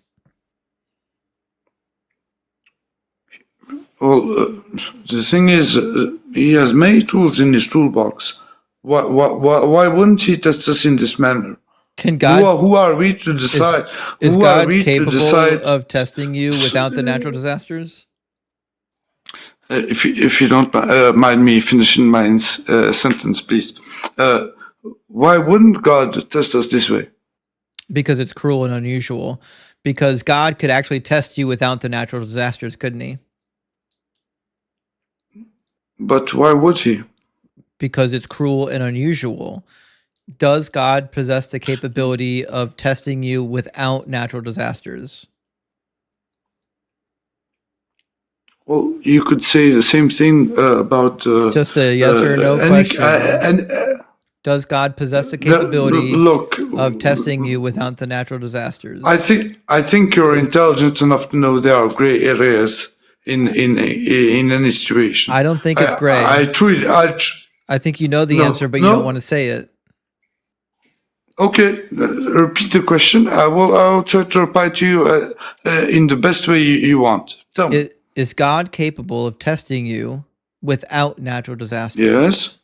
Okay, that means the natural disasters definitely, are not... definitely, yes. So what that means is that the natural disasters are not necessary. If he could do it without the natural disasters, then he doesn't need the natural disasters. So the fact that he uses natural disasters when he could use other means that he's cruel or he doesn't exist. No, it actually means that he could test you in different ways. Yeah, ways. He could make you lose your children. He could make. You're making it worse, not better. Let me say it another way. Does God have a method of testing people that doesn't involve harming them? Well, where would the test in faith be? Are you aware that that's my question? That people in natural disasters die having not been tested? You get that, right? Like when a building collapses on you, you're not being tested; you just die.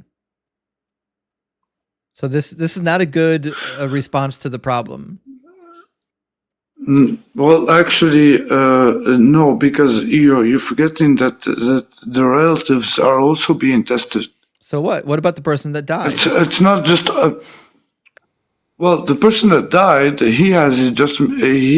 Well, according to my religion, and I hope you understand that, he had these tests, but his relatives, they have to be tested too. Why do they have to be tested through killing somebody?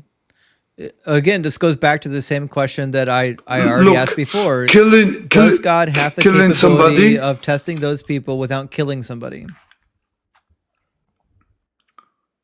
Look, death and life is in the hands of God. Does God have the capability of testing people without killing people?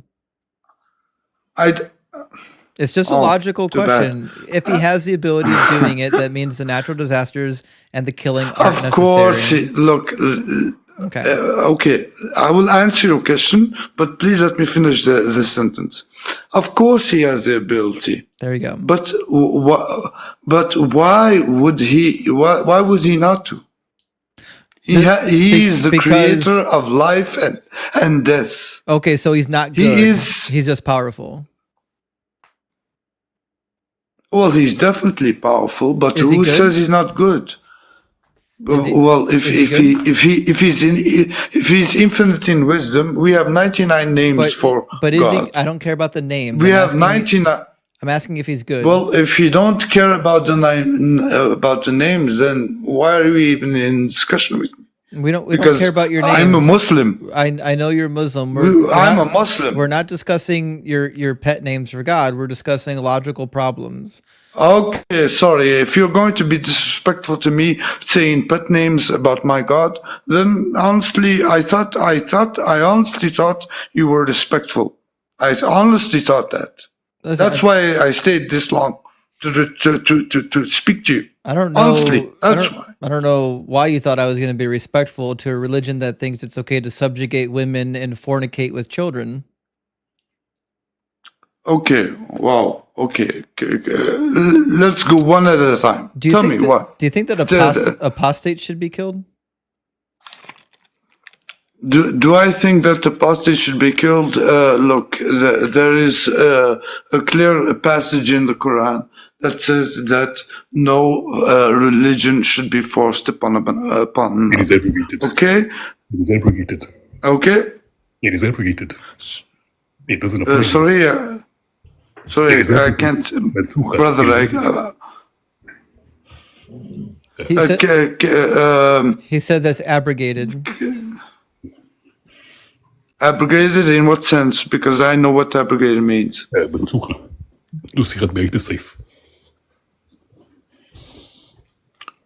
Please, host, could you explain to me what he's trying to say to me? Because I truly, I'm not doing this on purpose. I really can't.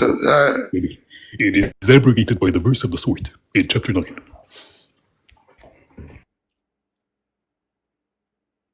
I'm really sorry. I'm trying to understand what he's saying.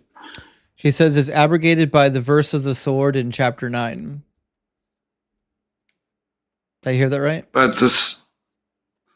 Yes. No. No. There's no compulsion in religion. And he knows that. It is abrogated. It is abrogated by Ayat al-Sayf in chapter 9. Chapter 9, okay, tell me where, chapter 9, which verse, please? It is chapter 9, verse 5, where Allah nullifies all of the treaties and promises He gave to the disbelievers, including the promise of safety. Yeah, it says, but once the sacred months, here we go. Once the sacred months have passed, kill all the polytheists who violated their treaties wherever you find them, capture them, besiege them, and lie in wait for them in every way. But if they repent, perform prayers, and pay alms tax, then set them free. Indeed, Allah is all forgiving and most merciful. Can you open up? Yes, exactly. There's a historical context to that. There's a historical context to that. Because why? The policy...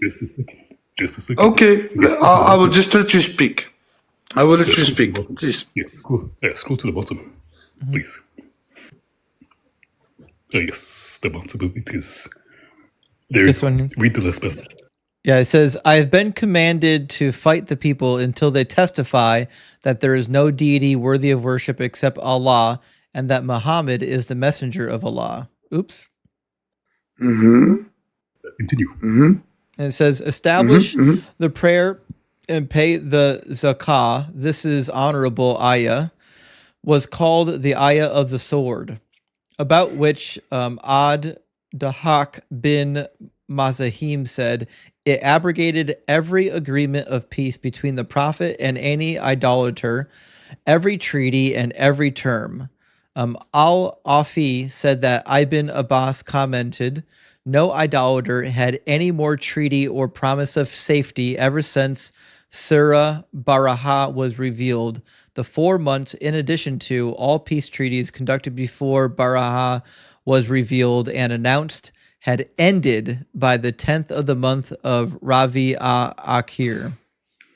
So the the treaty of can peace I is abrogated. reply to that? Yep. Can I reply to that? Yes. So there's a historical context to that. Don't forget that the revelation of the Prophet Muhammad, peace be upon him, has been over 23 years. So when the Prophet has had complete control over Mecca, because he had to go to Medina, so that he could basically let's say it in practical terms that me and you both will understand, mass his army. He conquered Mecca, which was his hometown, yes, and he told these believers that didn't know about the message that he was proclaiming. And he told them, give them 4 months and instruct them and tell them exactly what the message is about. That monotheism, the message of Islam basically was about. And because there were people at that time, and if they don't convert, what happens? They were left to leave. They were left to leave. Why did it say if they didn't accept? Why did it say kill all the polytheists? They're gonna have no, to leave. No. Those were the ones who were attacking the Muslims. Don't forget, we had 13 years of persecution. That is a lie. That is simply a lie. Because you have... Sorry? Again, it is a lie. The fact is that polytheists are unable to pay the tax for safety in anywhere in an Islamic empire. And within the land of Sorry, brother. I don't mind him speaking, but please, could you, the host, explain to me what he's saying? Because I simply don't know why, but I can't understand him. So please let him explain what he wants to say, and then you tell me what he tried to explain to me. Because I'm definitely willing to discuss this. Am I that hard to understand? Like, I cannot be that hard to understand. I don't know. I can understand you. So, I mean, the fact of the matter is, the religion calls for the execution of apostates. You know that, right? Do you deny that?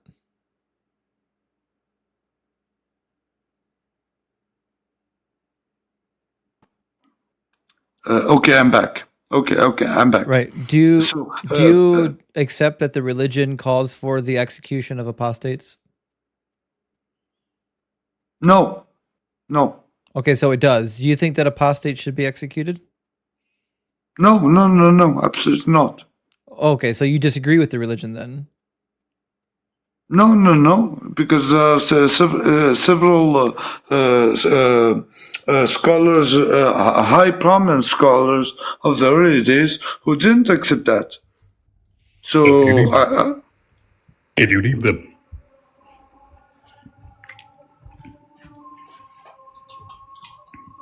I don't. Did he say something? I said, can you name them? Can you name the scholars who said that this is wrong? Go ahead. Well, look, there are 4 famous scholars who have produced their sort of schools, and all of them say that if a person leaves the religion, they must be unalived. The only difference that there's of opinion is how they have. Go ahead and show me. Ibn Taymiyyah. Ibn Taymiyyah says to unalive them for their apostasy. He literally says if they do not pray, if a Muslim does not pray, he's to be unalived for his apostasy. Go ahead and show me Ibn Taymiyyah show me Ibn Taymiyyah saying that if a person leaves the religion, they're not to be unalived. Go ahead. Look, apostasy. Look, there's a difference. If you allow me to explain, there's a difference. If you want to apostate from Islam and you don't want to believe in the religion anymore, it's simple. You just leave. You don't have to leave your house necessarily. So why are they killing apostates? Well, look, first, give me the proofs of that, and second, we had 3 other Muslims up here before you that all advocated for killing apostates. You're actually the only one who's disagreed. Well, because I actually studied. The thing is, the Quran is the highest authority in our religion. And in the Quran, it clearly states you cannot force the religion of Islam upon anybody. Okay, because in Quran 49, it says, do not take them as allies unless they emigrate into the cause of Allah. But if they turn away, then seize them and kill them wherever you find them. Yes, but that's a historical context. That was against the pagans of Mecca who were trying to kill the Muslims. We had 13 years of persecution during the Prophet's time, where they would literally put spears in the vaginas of Muslim women. Could you explain me, please? Yes, this is verified and proven. I'm sure it is. If you don't believe me, please research me. Research me. I Not me personally, not me personally, of course, but research what I'm telling you. They would literally kill women, children. They would boycott their shops. They would plunder them of their wealth. So don't think the Quran is very difficult for a non-believer, and I can understand that. I can understand that. Just a second. Justin, do you hear me? Yes. Can you put me on big screen? Yeah. Can you read what it says, please? Yeah, 1 second. You're talking to me? Let me see. So no, I can't read it in Arabic. The English is translated. Yeah, the English says Ibn Taymiyyah said getting out of religion requires killing, even if it does not leave the group of people. Why did he lie about what Ibn Taymiyyah said?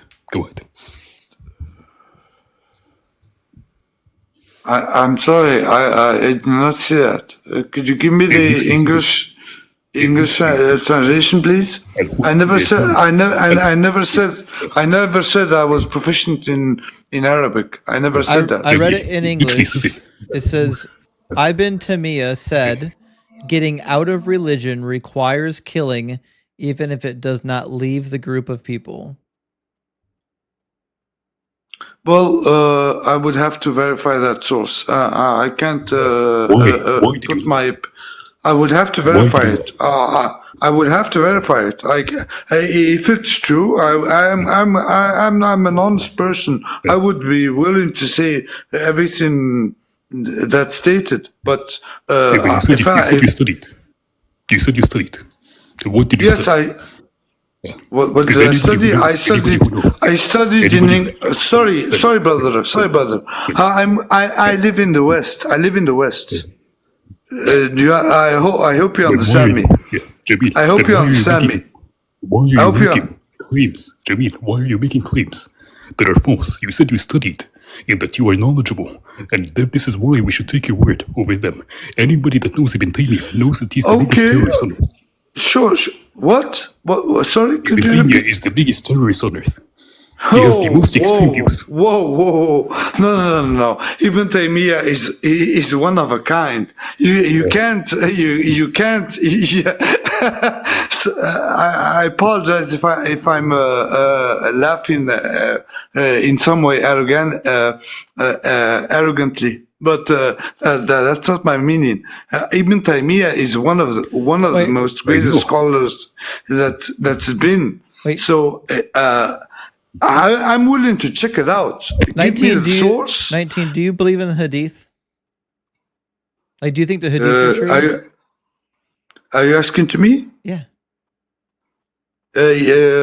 Well, my personal opinion is that I accept most hadiths, but I have doubts about some. Yes. What about the narration from Ali in Sahih Bukhari? Okay, Ali, Sahih Bukhari. Okay, tell me which one. Is it trustworthy? Oh, all of the hadiths of Ali, radiallahu anhu, peace be upon him, meaning.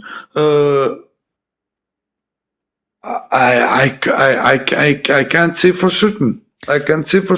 Because it says, whenever I tell you a narration from Allah's messenger by Allah, I would rather fall down from the sky than ascribe a false statement to him. But if I tell you something between me and you, not a hadith, then it was indeed a trick. No doubt I heard Allah's apostle saying, during the last days, there will appear some young foolish people who will say the best words, but their faith will not go beyond their throats, and will go out and leave their religion as an arrow goes out of the game. So wherever you find them, kill them, for whoever kills them shall have a reward in the day of the resurrection. Well,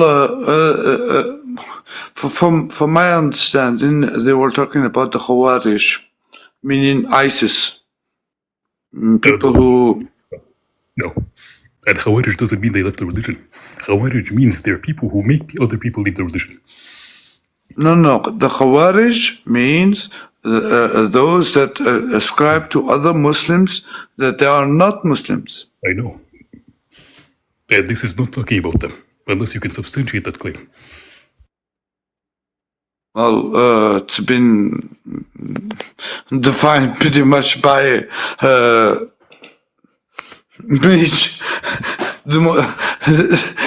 major scholars that I know of. But please correct me. Please correct me if you think I'm wrong. Please correct me. What about in Ibn Abbas, where it says the messenger of Allah said, "Whoever changes his religion, kill him." That's in Sunan on Nasi 4059. Isn't it weird that we got like a bunch of hadiths saying that Muhammad wants you to kill apostates?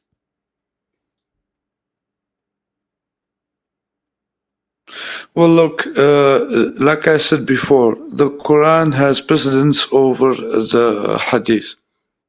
Yeah, I hope you... There's a bunch of them. Yeah, I've got 1, 2, because three. look, I got like 15 of them. Look. Let me explain. Maybe it will be easier to understand me. The Quran is the primary source. There is nothing that goes above that. The Hadith is secondary source. So, if you secondary say source aside, we've got a bunch of secondary sources that claim you should kill apostates.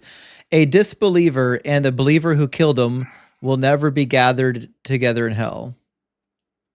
I mean, you can kill a disbeliever and still go to heaven. That's Sahih Muslim 8191 or 1891.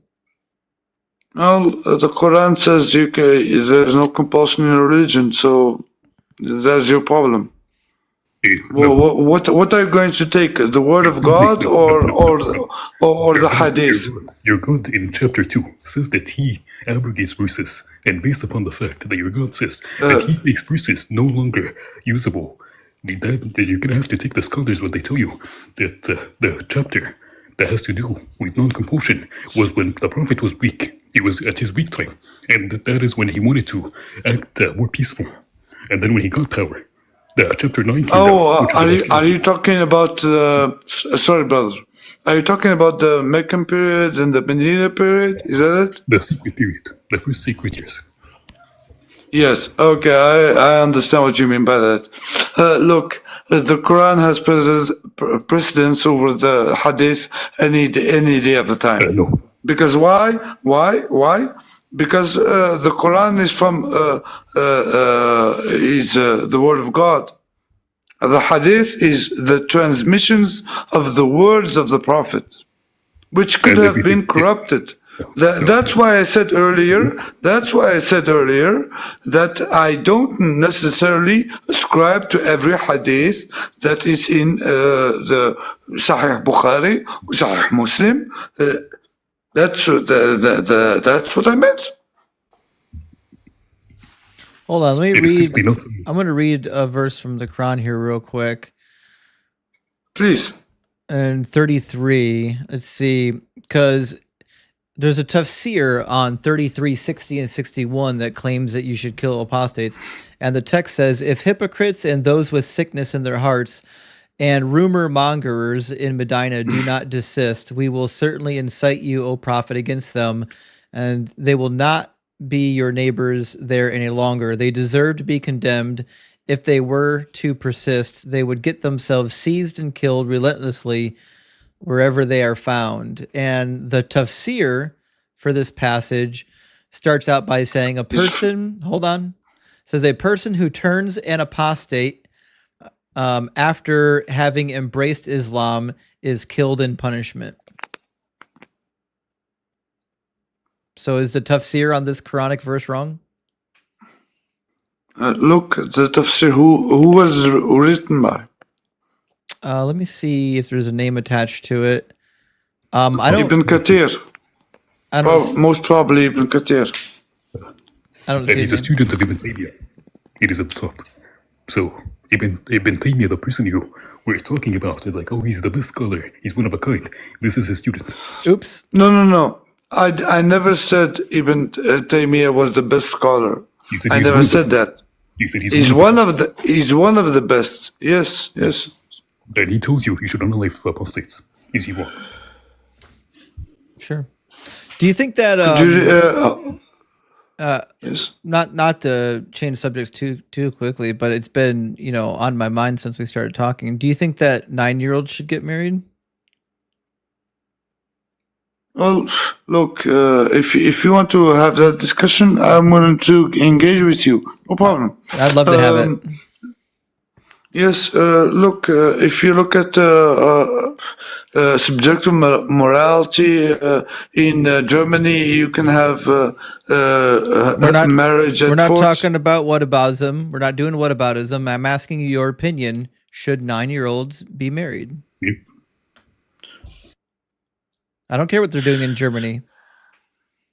Okay, well, let me give you the direct answer, and I think that's what you want to hear. For us as Muslims, it's from puberty onwards. So if a girl has early onset puberty at age 6, should she be allowed to get married?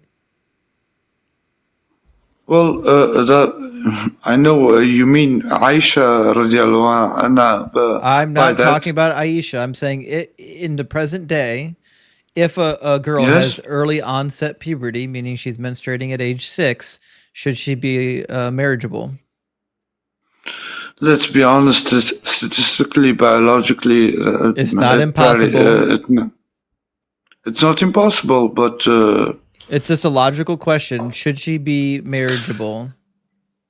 Well, actually, there's a difference of opinion among scholars, but I'm being completely honest with you. Okay, mate, please, let me finish. Please let me finish my sentence. I let you do the same. The thing is, if you have man, you lost my train of thought there. If there is a girl that is a prepubescent girl, there is not only sorry, mate,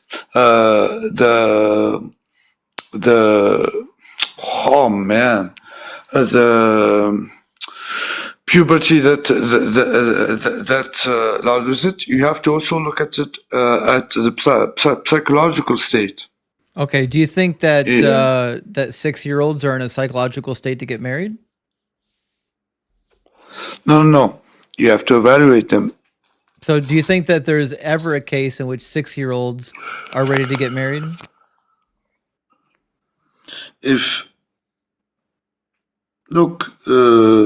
He knows his answer. He's afraid to say it out loud. Yes, to be sure. No. I'm not afraid of anything. I'm not afraid of it. We will publicly shame you. Please. So what's going to happen? Please do. You're going to defend marrying children, and then we're going to shame you publicly. That's what's going to happen. Oh, please do. Please do. Please do. I don't care about that. So do you agree with Iraq changing the age of marriage to 9 legally? If they are psychologically and physically in puberty, the law doesn't say anything about psychological. It just says that they have to be age 9 or older. Sorry? The law Look, I'm not looking at. I'm not looking at Iraq's. I'm not looking at Iraq's laws. I know, but I'm not looking at Iraq's law. I need you to focus. I'm bringing up Iraq because they're basing the new law on Islamic tradition and teaching. That's why I'm bringing it up. I'm not saying that you have to agree with it. I'm asking if you do agree with it. Do you agree with the ruling in Iraq that you can marry 9-year-olds and the ruling doesn't say anything about their mental fitness? Do you agree with that or disagree? Oh, did they finally reject it, these nuts? I know it was in Parliament for a while. I thought it actually passed. Either way, I don't care if it passed or not. I want to know if he agrees with it. I thought it did. I thought it passed too. The thing is, like, when you have people, I do not know if like this happens with you when you discuss scholarship, but when they come up and pretend to be studied upon it, and they just butcher everything they say, it is infuriating to a different type. Like, why are you lying saying that you're studied when you do not even know what the scholars say? Right.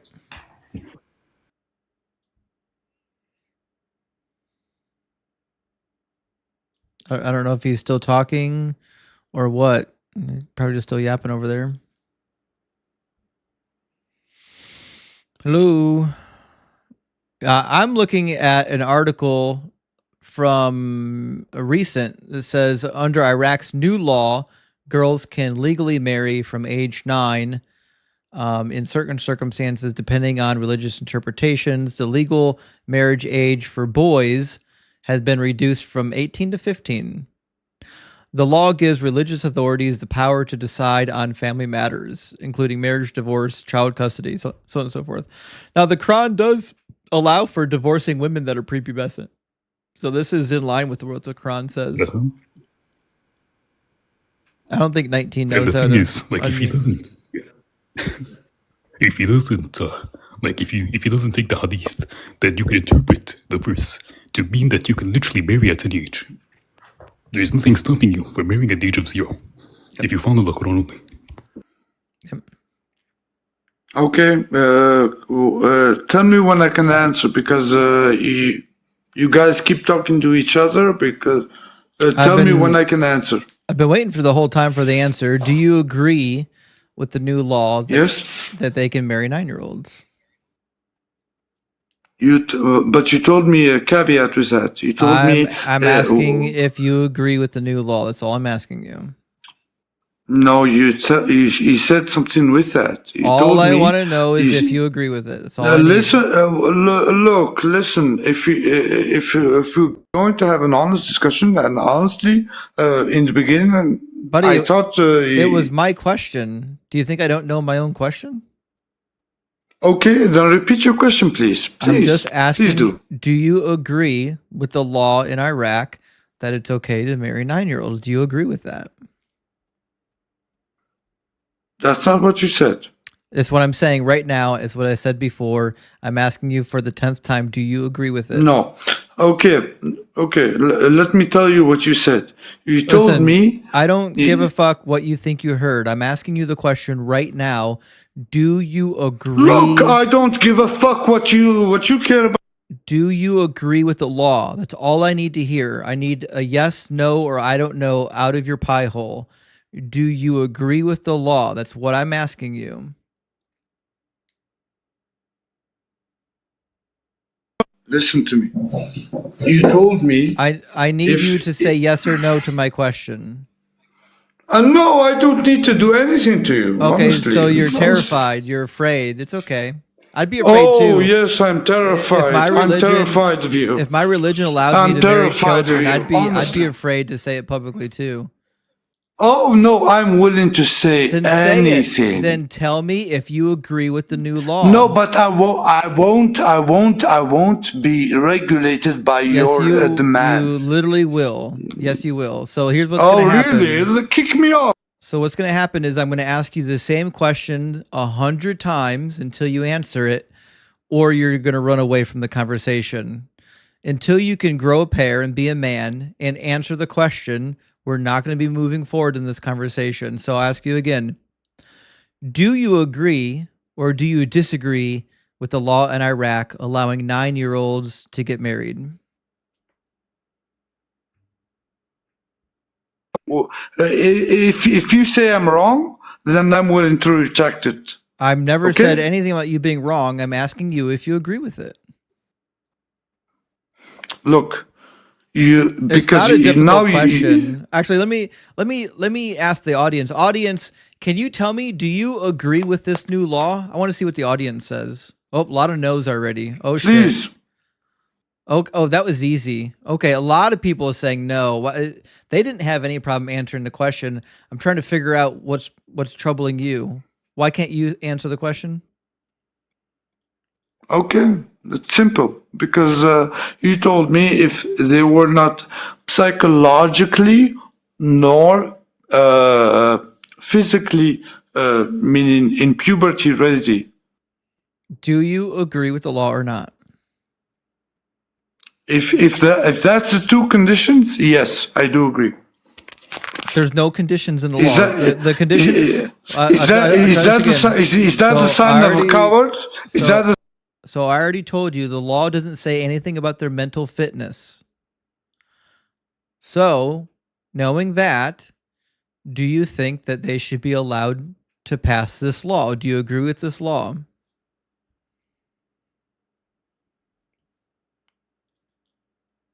the psychological fitness and the puberty fitness, then definitely not. I would never accept that law. Okay, I would never accept that law. So if there's a 9-year-old that's hit puberty, how do you determine if they're psychologically fit for marriage?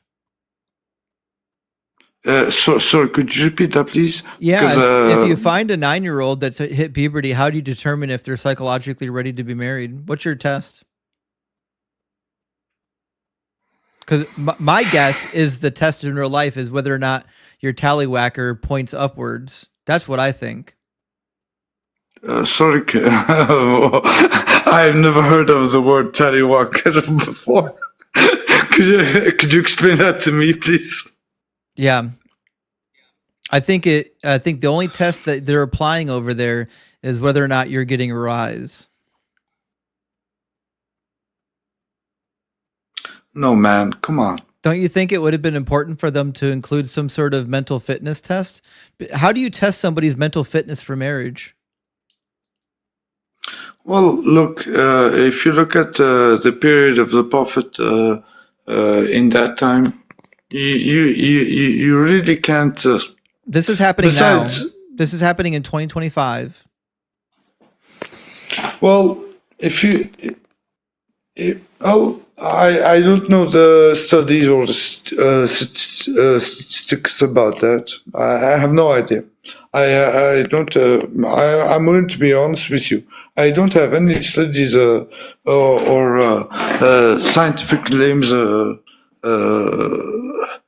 have been done according to that. But in those times, yes.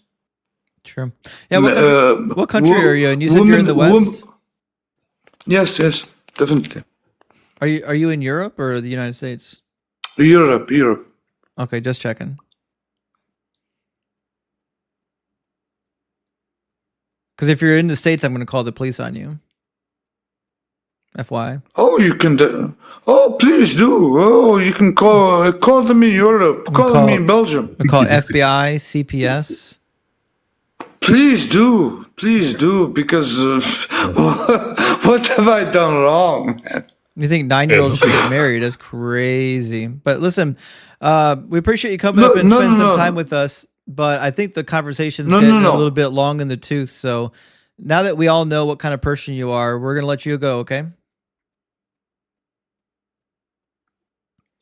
Every conversation ends the same way, Em. They all do. It's 4 for 4. It is 4 for 4 questions today. Yep. Everyone ends the same way, with them justifying what I'm going to call violence against little girls, because that's what it is.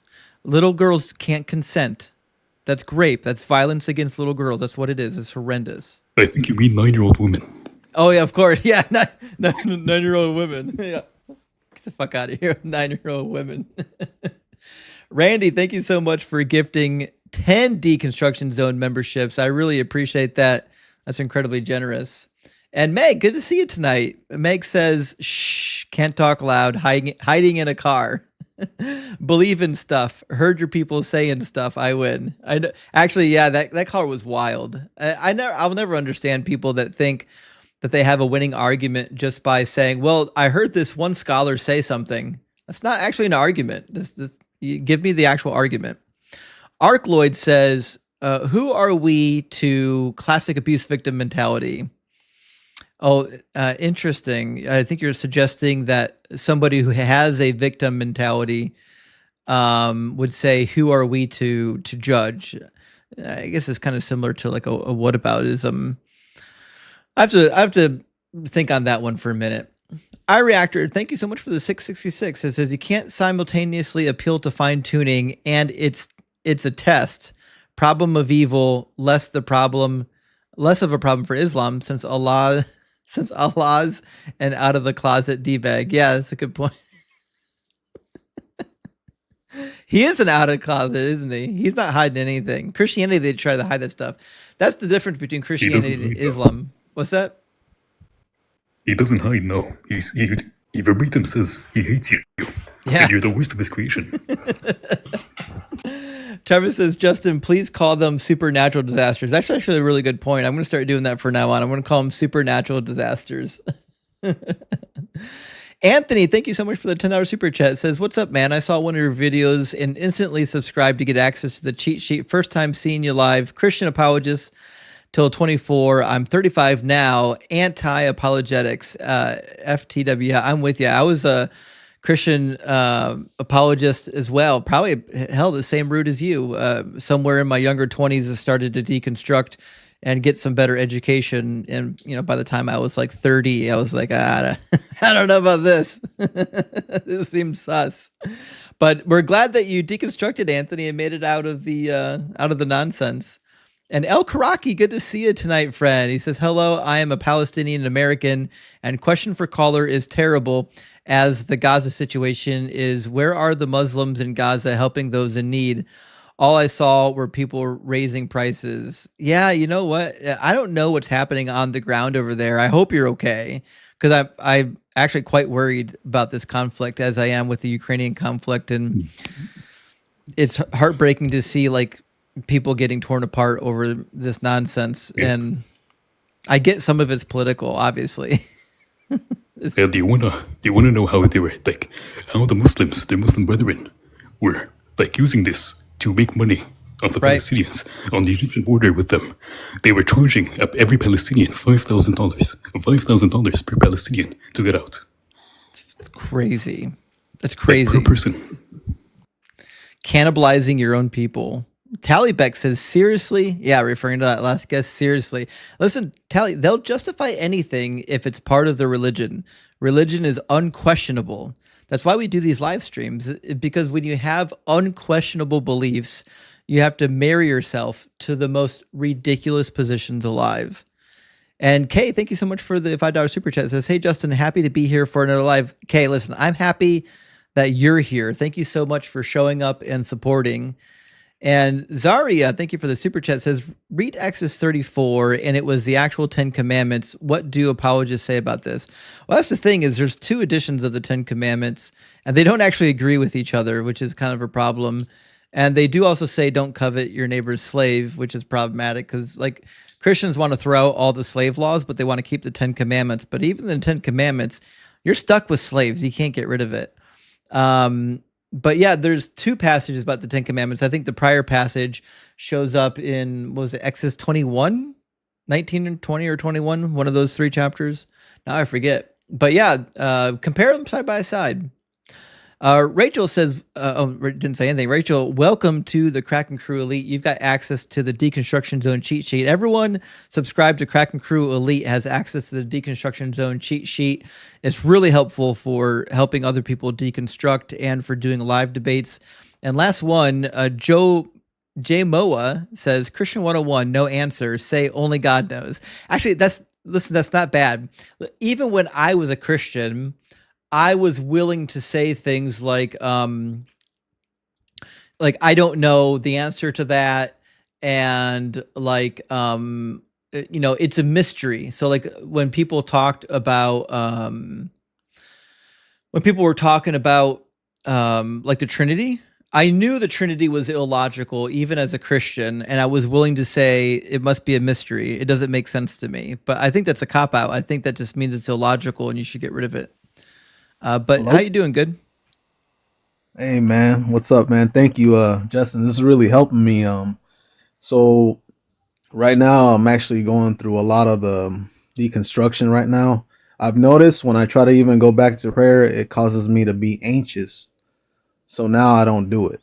I'm deconstructing because you're making a lot of sense into it, how you're describing it through the text, and I'm not being ignorant. So I want to just keep ingesting what you're teaching on here, and I thank you for that, man. Honestly, I have a big smile on my face because I'm actually pretty happy to finally get this out of my system. I'm 45 years old, and it took me this long to realize this. Yeah, it's a long journey. It's a hard one too. But I I empathize with what you're saying. I do remember there was a point towards the end of my deconstruction where I realized that praying was actually dangerous because I knew that unanswered prayer was problematic. And I knew that most likely my prayer wasn't going to get answered. So I was like, well, I guess I just won't pray. Yeah, that's what's happening to me. I actually got offered a job as a counselor because I started reading a lot of like Carl Jung and started meditating a lot. I have resolved all my mental health issues. Anxiety's gone, depression's gone. Yeah. Even the anger, everything's gone now just by sitting and meditating. I mean, we love that for you. Are you in the Discord yet? No, I'm not. Definitely join the Discord. There's a lot of people there that are deconstructing, and there's a lot of good resources in there as well, like study material and topics and things like that, and a lot of people to bounce ideas off of too. And since you might be in the middle of the process, but there are some people in there that are literally just starting, and you'll get to talk to people that are at the beginning of the journey. And so it's a fun process to get to talk to people offline. We don't really get to do it during the live stream because everyone's here for the debates, but the Discord does allow us like offline space to discuss these topics, you know? Yeah. So I don't want to take too much of your time up. And, the Old Testament was when you talk about that, pretty bad about the slavery. Oh my God, I can't even explain it. I'm like, man, am I going to worship a God who actually does that? Like, right. Come on. Like so you got to admit to yourself, this God is not perfect. Are you going to continue worshiping this God? That's all it is. Right. I agree.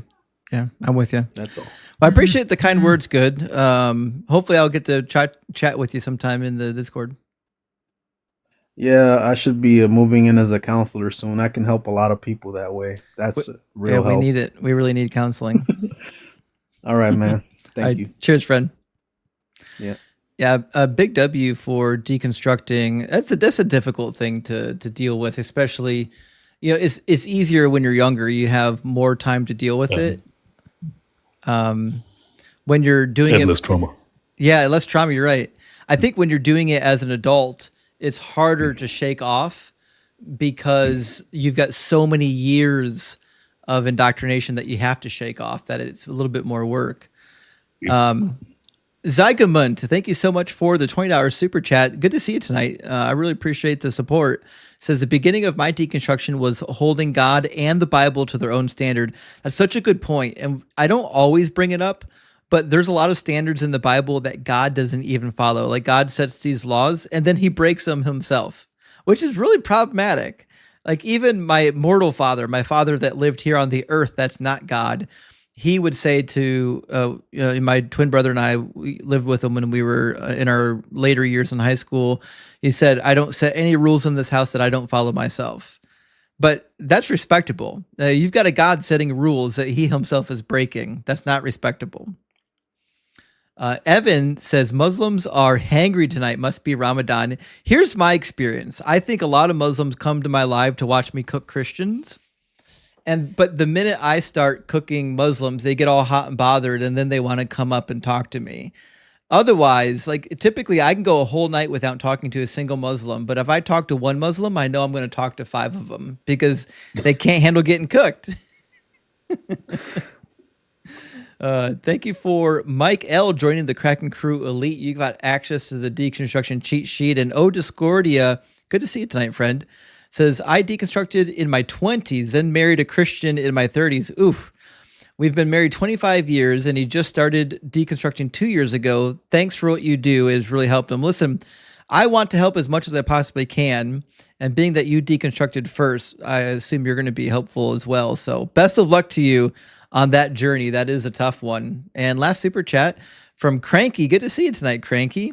Says, nothing better than listening to Justin cook Theus while working on some trig and a map to show off flat earth is a non-starter. Hail dog. Listen, we really need people in the community to do the flat earth debates because it's ridiculous. It really is. I used to do them, but it gets to a point where people are just too dumb to converse with. Yeah. Like when somebody's literally seeing the thing in front of his eyes and he's denying it, then what is there to talk about? I agree. It's too toxic. Let me get our next guest in here. We're going to grab Damien from the YouTube queue. Damien's been waiting for quite some time, and I know there's a bunch of people waiting to get in. So I apologize that there's probably going to be people waiting that didn't get in, but I can only. Unfortunately, oh shit. Damien, there's a really bad echo because I suspect I'm on a speakerphone. Do you have any headphones or anything you can plug in? I don't, but let me see if I can. Or you can turn the speakerphone way down. Let's see. How about now? Let's see. A lot of times if you turn it down far enough. Can you go a little bit more? Yeah, what about now? Okay, let me see if that's better. That's good enough. Okay. I had a philosophical approach to proving God's existence. Sure. I don't know. Has anyone ever run TAD on you? The TAD argument? Every day. Not tag, but TAD. It's the transcendental argument for Doug. Oh no, I'd love to hear it. Please do. Yeah, it just basically just burden shifts. But no, I was gonna tell you my niece went as Doug's daughter for Halloween last year. She went as Pebbles Flintstone. Oh, I love it. Yeah. I was gonna tell you I tried LDS when I was younger, which only made sense when I tried LSD. Indeed, I agree. Yeah, their beliefs were so crazy they made the doctrine of the Trinity appear rational. But no, seriously, I just have one question for you. In all honesty, I love your stuff, and I'll let you go with this. But I was just wondering, in like a few sentences, could you comment on like the cosmic forest imagery from the ancient Near East and how it turns up inside of the Bible, like specifically in reference to the cultic practices of ancient Israel? Yeah, actually, I'm going to be doing my PhD dissertation on that. So, there's a lot of imagery from the ancient Near East that shows up in the way the temple is built. And especially in the beginning of Genesis. I'm going to mute you real quick, though, while I'm talking because it's echoing real bad. So in Genesis, the creation account is really interesting because it's echoing what we find in the other Babylonian accounts, namely that it wasn't creation out of nothing, that there was like this primordial water, the waters of chaos, and that they needed to be subdued.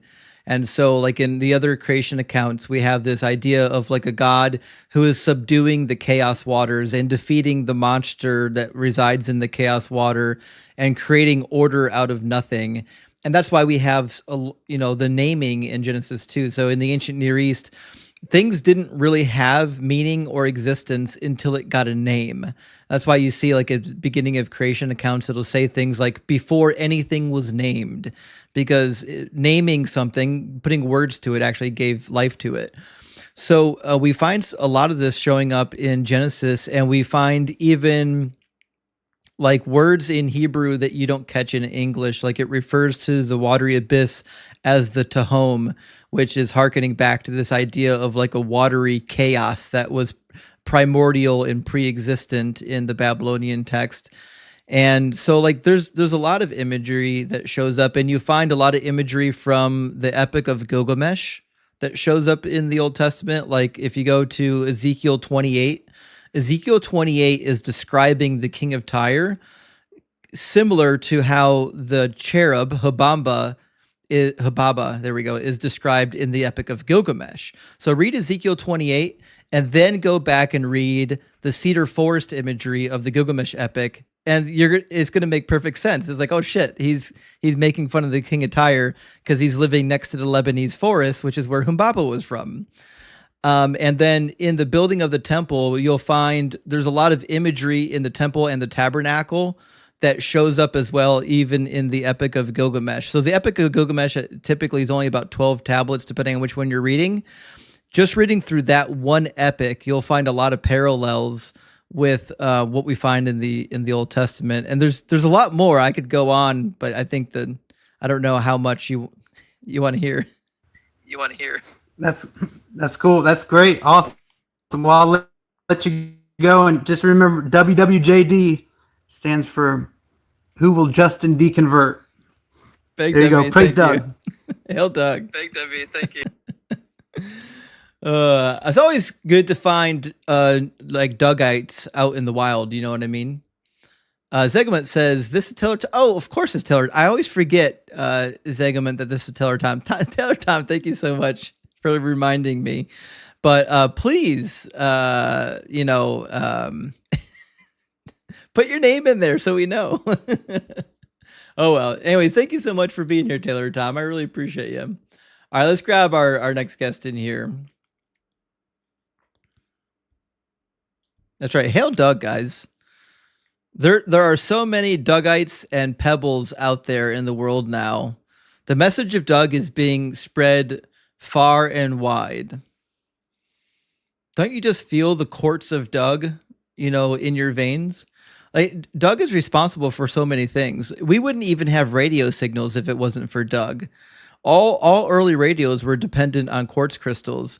Doug is God, and all time is contingent on Doug, because quartz crystals are also how we used to do early timepieces.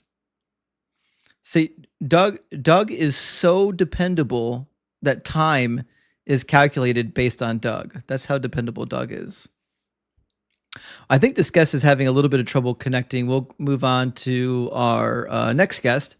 And we'll keep the train rolling here. Gustavo, welcome in. Hello. Yeah, how you doing? Great. So, what about you? I'm doing good. Thank you for asking.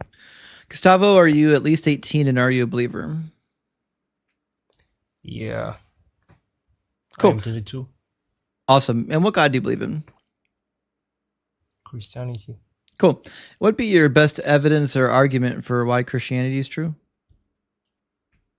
There is a proof of Jesus. Yeah, I agree. He existed. Cool. Yeah. So what next? So I want to hear your theory why you say that God does not exist. Because there's no evidence for God. I want to hear your like, what's your theory? Because there's no evidence for God. So, like, do you believe that There is a Jesus evidence? I agree. Jesus existed. So did Muhammad. So did Buddha. So did a bunch of people. That doesn't mean anything about God. I want to know about God, not about a Jewish rabbi that got executed. So you want to see God? No, I want you to talk about the evidence or the arguments for God. Just saying that Jesus existed does nothing for the existence of God. Do you believe that Julius Caesar ascended into the heavens? Because the Romans, the Roman historians said that Julius Caesar was deified and ascended into the heavens. Like, we have a solid proof of Jesus. People saw Jesus. It's a proven, like, I know. They do miracles, they do everything like that. Well, Can yeah. a human do that? According to the historical accounts, yeah, a lot of humans did that according to history. Have you ever read about the Asclepii? Nah. Yeah, there's about 200 to 250 known places referred to as Asclepii in the ancient Roman Empire where people would go to get healed. And there's hundreds and hundreds of accounts of people getting healed by people working at the Asclepii by laying hands on them and praying for them. We've got other healing accounts in the Talmud too. The Talmud talks about people healing healing others, and even Emperor Vespasian, according to Tacitus and Suetonius, was out there healing people. He healed a guy who was blind and a guy with a lame leg using the power of Serapis. Okay, it is a proven fact. Like, I think we have as much evidence for Vespasian being a miracle worker as we do for Jesus. And I see Chris referring to Honi the circle drawer. He was a Jewish mystic that was also known for miracles, and even his grandson, Honi the circle drawer, had a grandson that was well known for doing miracles too. So like these are pretty mundane claims from the ancient world. so like it's just a claims that there is no like people did not do that. That's what you're trying to say. Yeah, I don't think it actually happened. So like you say there's no God. Like, what is the proof that there is no God? Like, you have no evidence of anything. Like, do you have evidence that the tooth fairy doesn't exist? Life is not random. Everything going on. Try this there is again. must I be- asked you a question. Do you have proof that the tooth fairy doesn't exist? Proof of what? Do you have proof that the tooth fairy does not exist? No. Why not?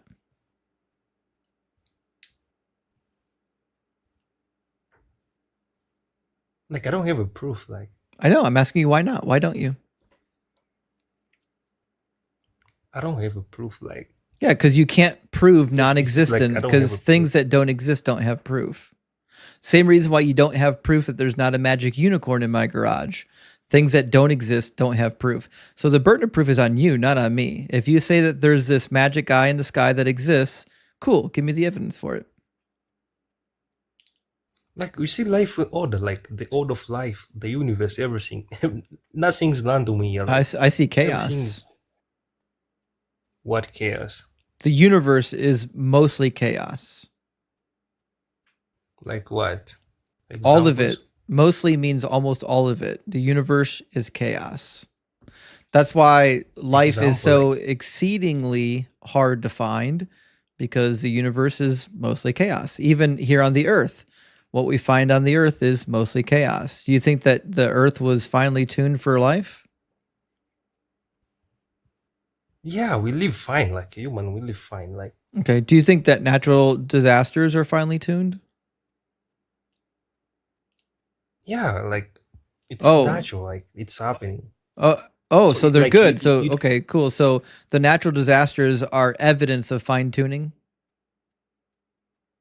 Like, you sounding like you don't want to be hard. Like, you sound being hard. You sound that God disappoint you for being Nobody's hard. You like nobody's you disappointed blaming me, like God. and Why your these bad things your happen? meta analysis isn't helpful here. You want So you we're want having Earth to a be heaven. no, I don't. We're having a logical conversation.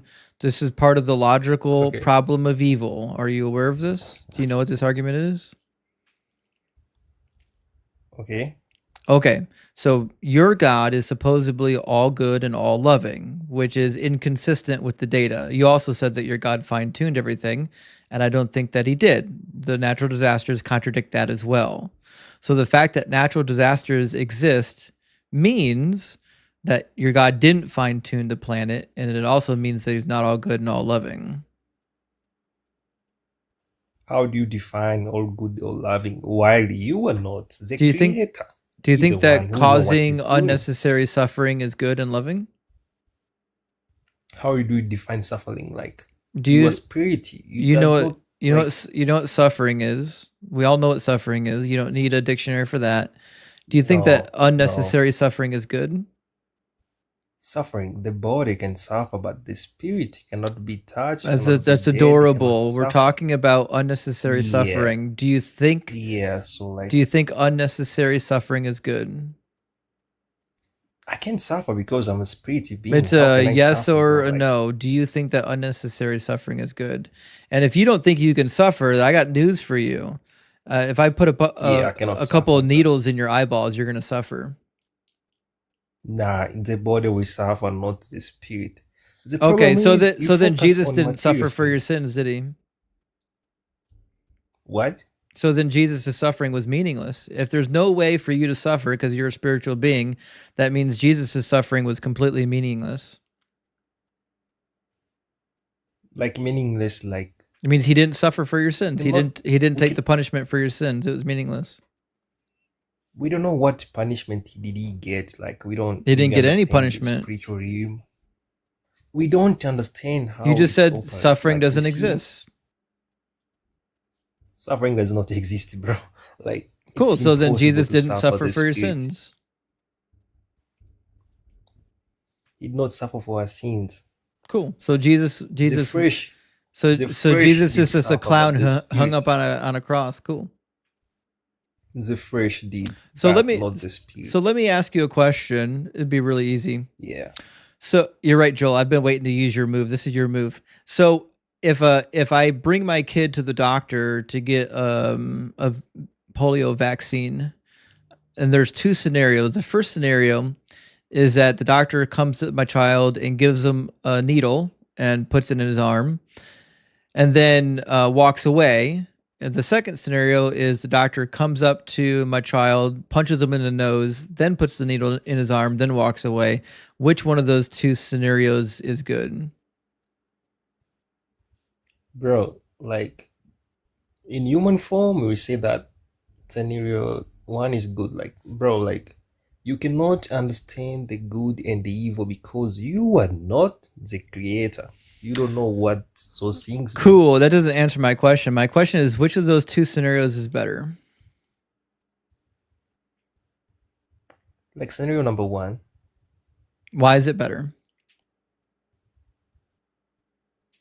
because it's like good manners, bro. Like, you know, Who cares? You just said there's no such thing as suffering. So why is scenario number one better? bro, that is human understanding. There is a That's God all you have understanding. is human understanding. I'm asking, why is it better to not punch my child in the nose when giving him a vaccine? Like, bro, that is bad manners.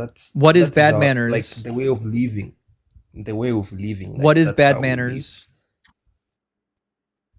Like, you know, like treating someone bad, talk bad to someone. What's bad about it? Hurt him, like What's bad about it? hurting, What makes it bad? like it's called suffering to the flesh. Oh, it's suffering. You just said there was no suffering. Oh, wow. What about that? In the flesh, I state in the flesh. You mean not the spirit. flesh? Bro? Not the about flesh, the spirit, flesh. you can. Okay, so Yeah, there yeah, yeah. so okay, so there is suffering. The flesh, Yeah, in the body, right? So bodies do suffer. the body, yeah. The body. Okay, does bodily suffering matter? Does pardon? Does Pardon? bodily suffering matter? Does it matter? Like it's just temporarily. Like It's not just a yes or forever, no. like Does eternity. it matter? For me, like, yeah, it's matter sometimes. Sometimes. Why yeah, does it it's matter? Because it's hard the body, like Because it hurts. it's not comfortable. Okay, so Yeah, it causes suffering. yeah. Cool, and you To don't the want body. suffering. Nobody likes pain, bro. Nobody likes pain. Okay. So the preferable situation is that you don't cause people unnecessary pain. Yeah, I don't cause pain to other people. Great. Okay, so it's better to not cause pain to others, right? Yeah. Okay. Would it be better if there wasn't unnecessary pain being caused by natural disasters? Yeah, it's bad somehow. Yeah, it's caused pain. I'm to asking if people. it better. We all Would know it be that. better if there weren't natural disasters? Yeah. Okay, cool. That means God made the least preferable world, or at least a non-preferable world. The preferable world would not have the suffering of natural disasters. That's actually what we have, which is inconsistent with your God. If your God was real, he would want to do the most preferable thing. Because, bro, God cannot. There you go. Listen, don't laugh. Bro, you think you know all the things, but bro, you know nothing. It's really okay? easy, Gustavo. Nah, bro, You listen. spend all You that don't time understand yapping these in the things how they comments, work. bring me up, just to do this. Like, Bro, could you listen. imagine like sitting on the sideline watching a football game, like you're padded up, and you're like, "Coach, put me in. I'm ready to cook," and then you get in and you get clotheslined on the first play. It's not a good look. Bro, the problem with you focus on the body, bro. Everything's about the body. The body does not live eternity, bro. You the spirit, bro. Why are you so difficult to understand? The bad is actually really important. Like why, bro? Because your definition bro, of like, God you live excludes the forever on that bad. the body will So expire, bro. your at some definition point. of God excludes the bad. You can't have an Bro, all-good listen, God bro. that causes unnecessary bad things. Speaking of bad things, Bro, bad listen, bro. religion. Thank Like you for you, like giving away 4 memberships. Big W. so, like human, we are sinners. So you want God to do good to us? Like we don't want to listen to Him. Like you say God does not exist. He created you. Like you make no sense, bro. It's not a matter of God doing Like He give good. punishment. It's So a matter you of the remember, like design of the earth, right? So if I built a house, right? Let's imagine that I'm going to adopt 100 kids. I'm going to build a big house for all my 100 kids to live in. If I filled that house with like toxic gases and food that would poison them if they ate it, and like, you know, every once in a while the ceiling will just fall down in one of the bedrooms and hurt people, am I good for making that house? nah. No, I'm not But good. Why? And why at am the I not good? beginning, you know, the creation at the first time, Wait, everything was perfect. just focus. Perfect. We're not done with the analogy yet. Why would I be bad for making that house? Because you cause suffering to the people. That's man. right, because I'm causing kids. suffering. Yeah, you can't be all good while causing unnecessary suffering. You finally figured it out. Because There you go. Like, bro, listen. I create you. You my childrens, okay? I put you some, like, listen to me. Like, you don't want to listen to me, and when you don't listen to me, you invite evil in your lives. So the devil. No, you works. don't. The consequence of sin is decided by God. Nobody decides that consequence. It's not a natural consequence. God didn't have to make natural disasters. You're saying because you're saying because humans sin, God has to create natural disasters, but He doesn't have to. No, He did not create. He did. Like, God, the evil spirit. did Bro, God they can do that too. Did God create the earth? Yeah. Did He create the way the earth works? Yeah. Could He have created the earth in a way in which there wouldn't be natural disasters ever? Bro, reason first. It's a yes or no. Could He have created the earth in which there would never be natural disasters? Yeah, I can do that. Yeah, because you already think He did it temporarily. Okay. So when He undid that, when He said, okay, now that you've sinned, I'm going to remake the earth so that there are natural disasters, did He have to do that, or did He choose to do it? Because you turn against Him, like. Nope, that's not my question. My question is, did He have to do that, or did He choose to do it? Because He said this, like, on the Bible, that if you... It's almost like you didn't hear my question. Did He have to do it, or did He choose to do it? He have to do it. He had to, so He's not all powerful then. Something's forcing His hand. Why did God have to make natural disasters? Because He does not cooperate with evil. Well, cooperating with evil has nothing to do with making natural disasters. You know, babies die in natural disasters, right? Are babies evil? No. Okay, cool. So God didn't have to make the natural disasters, did He? Yeah. Why? Bro, because the presence of God, like, when human we sin, like, He get far away, which it's invite evil, bro. That is the devil. That didn't answer my question. Devil has nothing to do with it. I'm saying, when Adam and Eve sinned, why did He have to then create natural disasters? Because Adam sinned and he started blaming God. God, you do this not to me, like you, bro. You complaining to God. Like, You can't actually answer the question. I knew you couldn't answer the question. Just admit the obvious. God didn't have to create natural disasters. He chose to do it. Yes, he chose to do it because There you go. like Finally, you're honest. Okay, yeah. so he chose to create natural disasters. He didn't have to create natural disasters. Cool. That means natural Yeah. disasters are not necessary, which means God is causing unnecessary suffering, which means he doesn't fit the definition No, of listen. omnibenevolence. You read the Bible well. I know you read the Bible. The Bible say clearly that if you go against God, you go outside of him, which will cause you suffering and pain. But none of that has to do with natural Yeah. disasters. God is the one who decided what the consequences would be, right? So, like, if It's not the consequences. just listen, Gustavo. If I told my child, listen, if you go to school and you don't get A's on your report cards, there's going to be suffering. Now, I have two choices at that point as a parent. I could make the suffering, I don't know, maybe you get grounded for a day or two. That's not a fair punishment, by the way. But my other option is, okay, when you come home and you don't get all A's on your report card, then I'm going to actually string you up by your toes from the ceiling and give you 40 lashes. Now, I warned him that there would be suffering if he didn't get all A's. Am I fair for tying him up by his toes and giving him lashings? No, it's not fair, bro. I understand your opinion. You say that God is bad. There you go. So for it's doing that bad amount of things, suffering is not necessary. Cool. For like, it's not necessary. God should be good. I sin. It should be good. I do this bad. God will forgive me. I do this. God will be. Everything should be great. Everything should be, bro. Remember that I never you said are that. not from planet Earth. I never said that everything should Remember be that. great. What I said is that God doesn't fit the definition of being all good if he creates unnecessary suffering.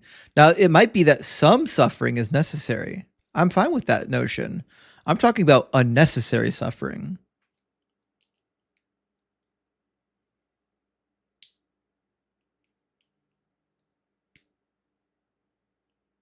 All right, well, listen, Gustavo, it's 11 o'clock. You didn't bring any boots for this hike, and I got to get to bed. I got to work early in the morning. So thanks for coming up. Next time, just remember a lion in the comments and a lamb in the box never looks good. So, maybe tone down your comments while you're in the comments and you won't get called out publicly. Anyways, guys, thank you for being here. Also, Small Johnson, good to see your friend. Small Johnson says, I love to hear those Muslim sizzle. Keep cooking, guys. We're absolutely going to. And Chris says, new argument for God's existence. Just look at the just look at the tapeworms. Could you imagine? God in heaven. Hey, let's talk about this design, guys. Let's make sure that there's parasites that crawl up their urethra if they're in the wrong water, and that if they swallow the wrong food, they'll get tapeworms. And Kay, thank you so much for the $5 over Cash App. I really appreciate that. And Cranky, thank you so much, my friend, for sending out 5 Deconstruction Zone memberships. Big W, thank you for being generous. And Mike says, I'm 62 and just out 6 months. So you've just deconstructed 6 months. Praise Doug. My kids don't buy the BS. Happy to see so many others getting out earlier or any age. I'm with you. I wish I had wised up sooner, but I definitely don't regret doing everything I've done. I don't regret going through the educational process and getting to learn the history and the book, because it equips me to free other people from the nonsense. You know what I mean? Thank you for sharing. I appreciate the support. And Evan says, pureed baby dressing for your salad, sir. Listen, suffering doesn't matter. Okay. La Paquette, thank you so much for the light fish. I appreciate that. Big W. All right, guys, listen. If you're not following M yet on TikTok, I don't know what you're waiting for. And speaking of TikTok, who's live right now that we can go raid? Let me see who's live. 1 second. I kind of hate this. All right. I'm sure there's some people live that we can go raid right now. Oh, God, a lot of people are live. Shoot. Okay. All right. Let's see what's going on here. Cyber's live? Is he really? I don't see him in my list. Is Cyber Deconstruction live right now, guys? Give me a second. Let's see.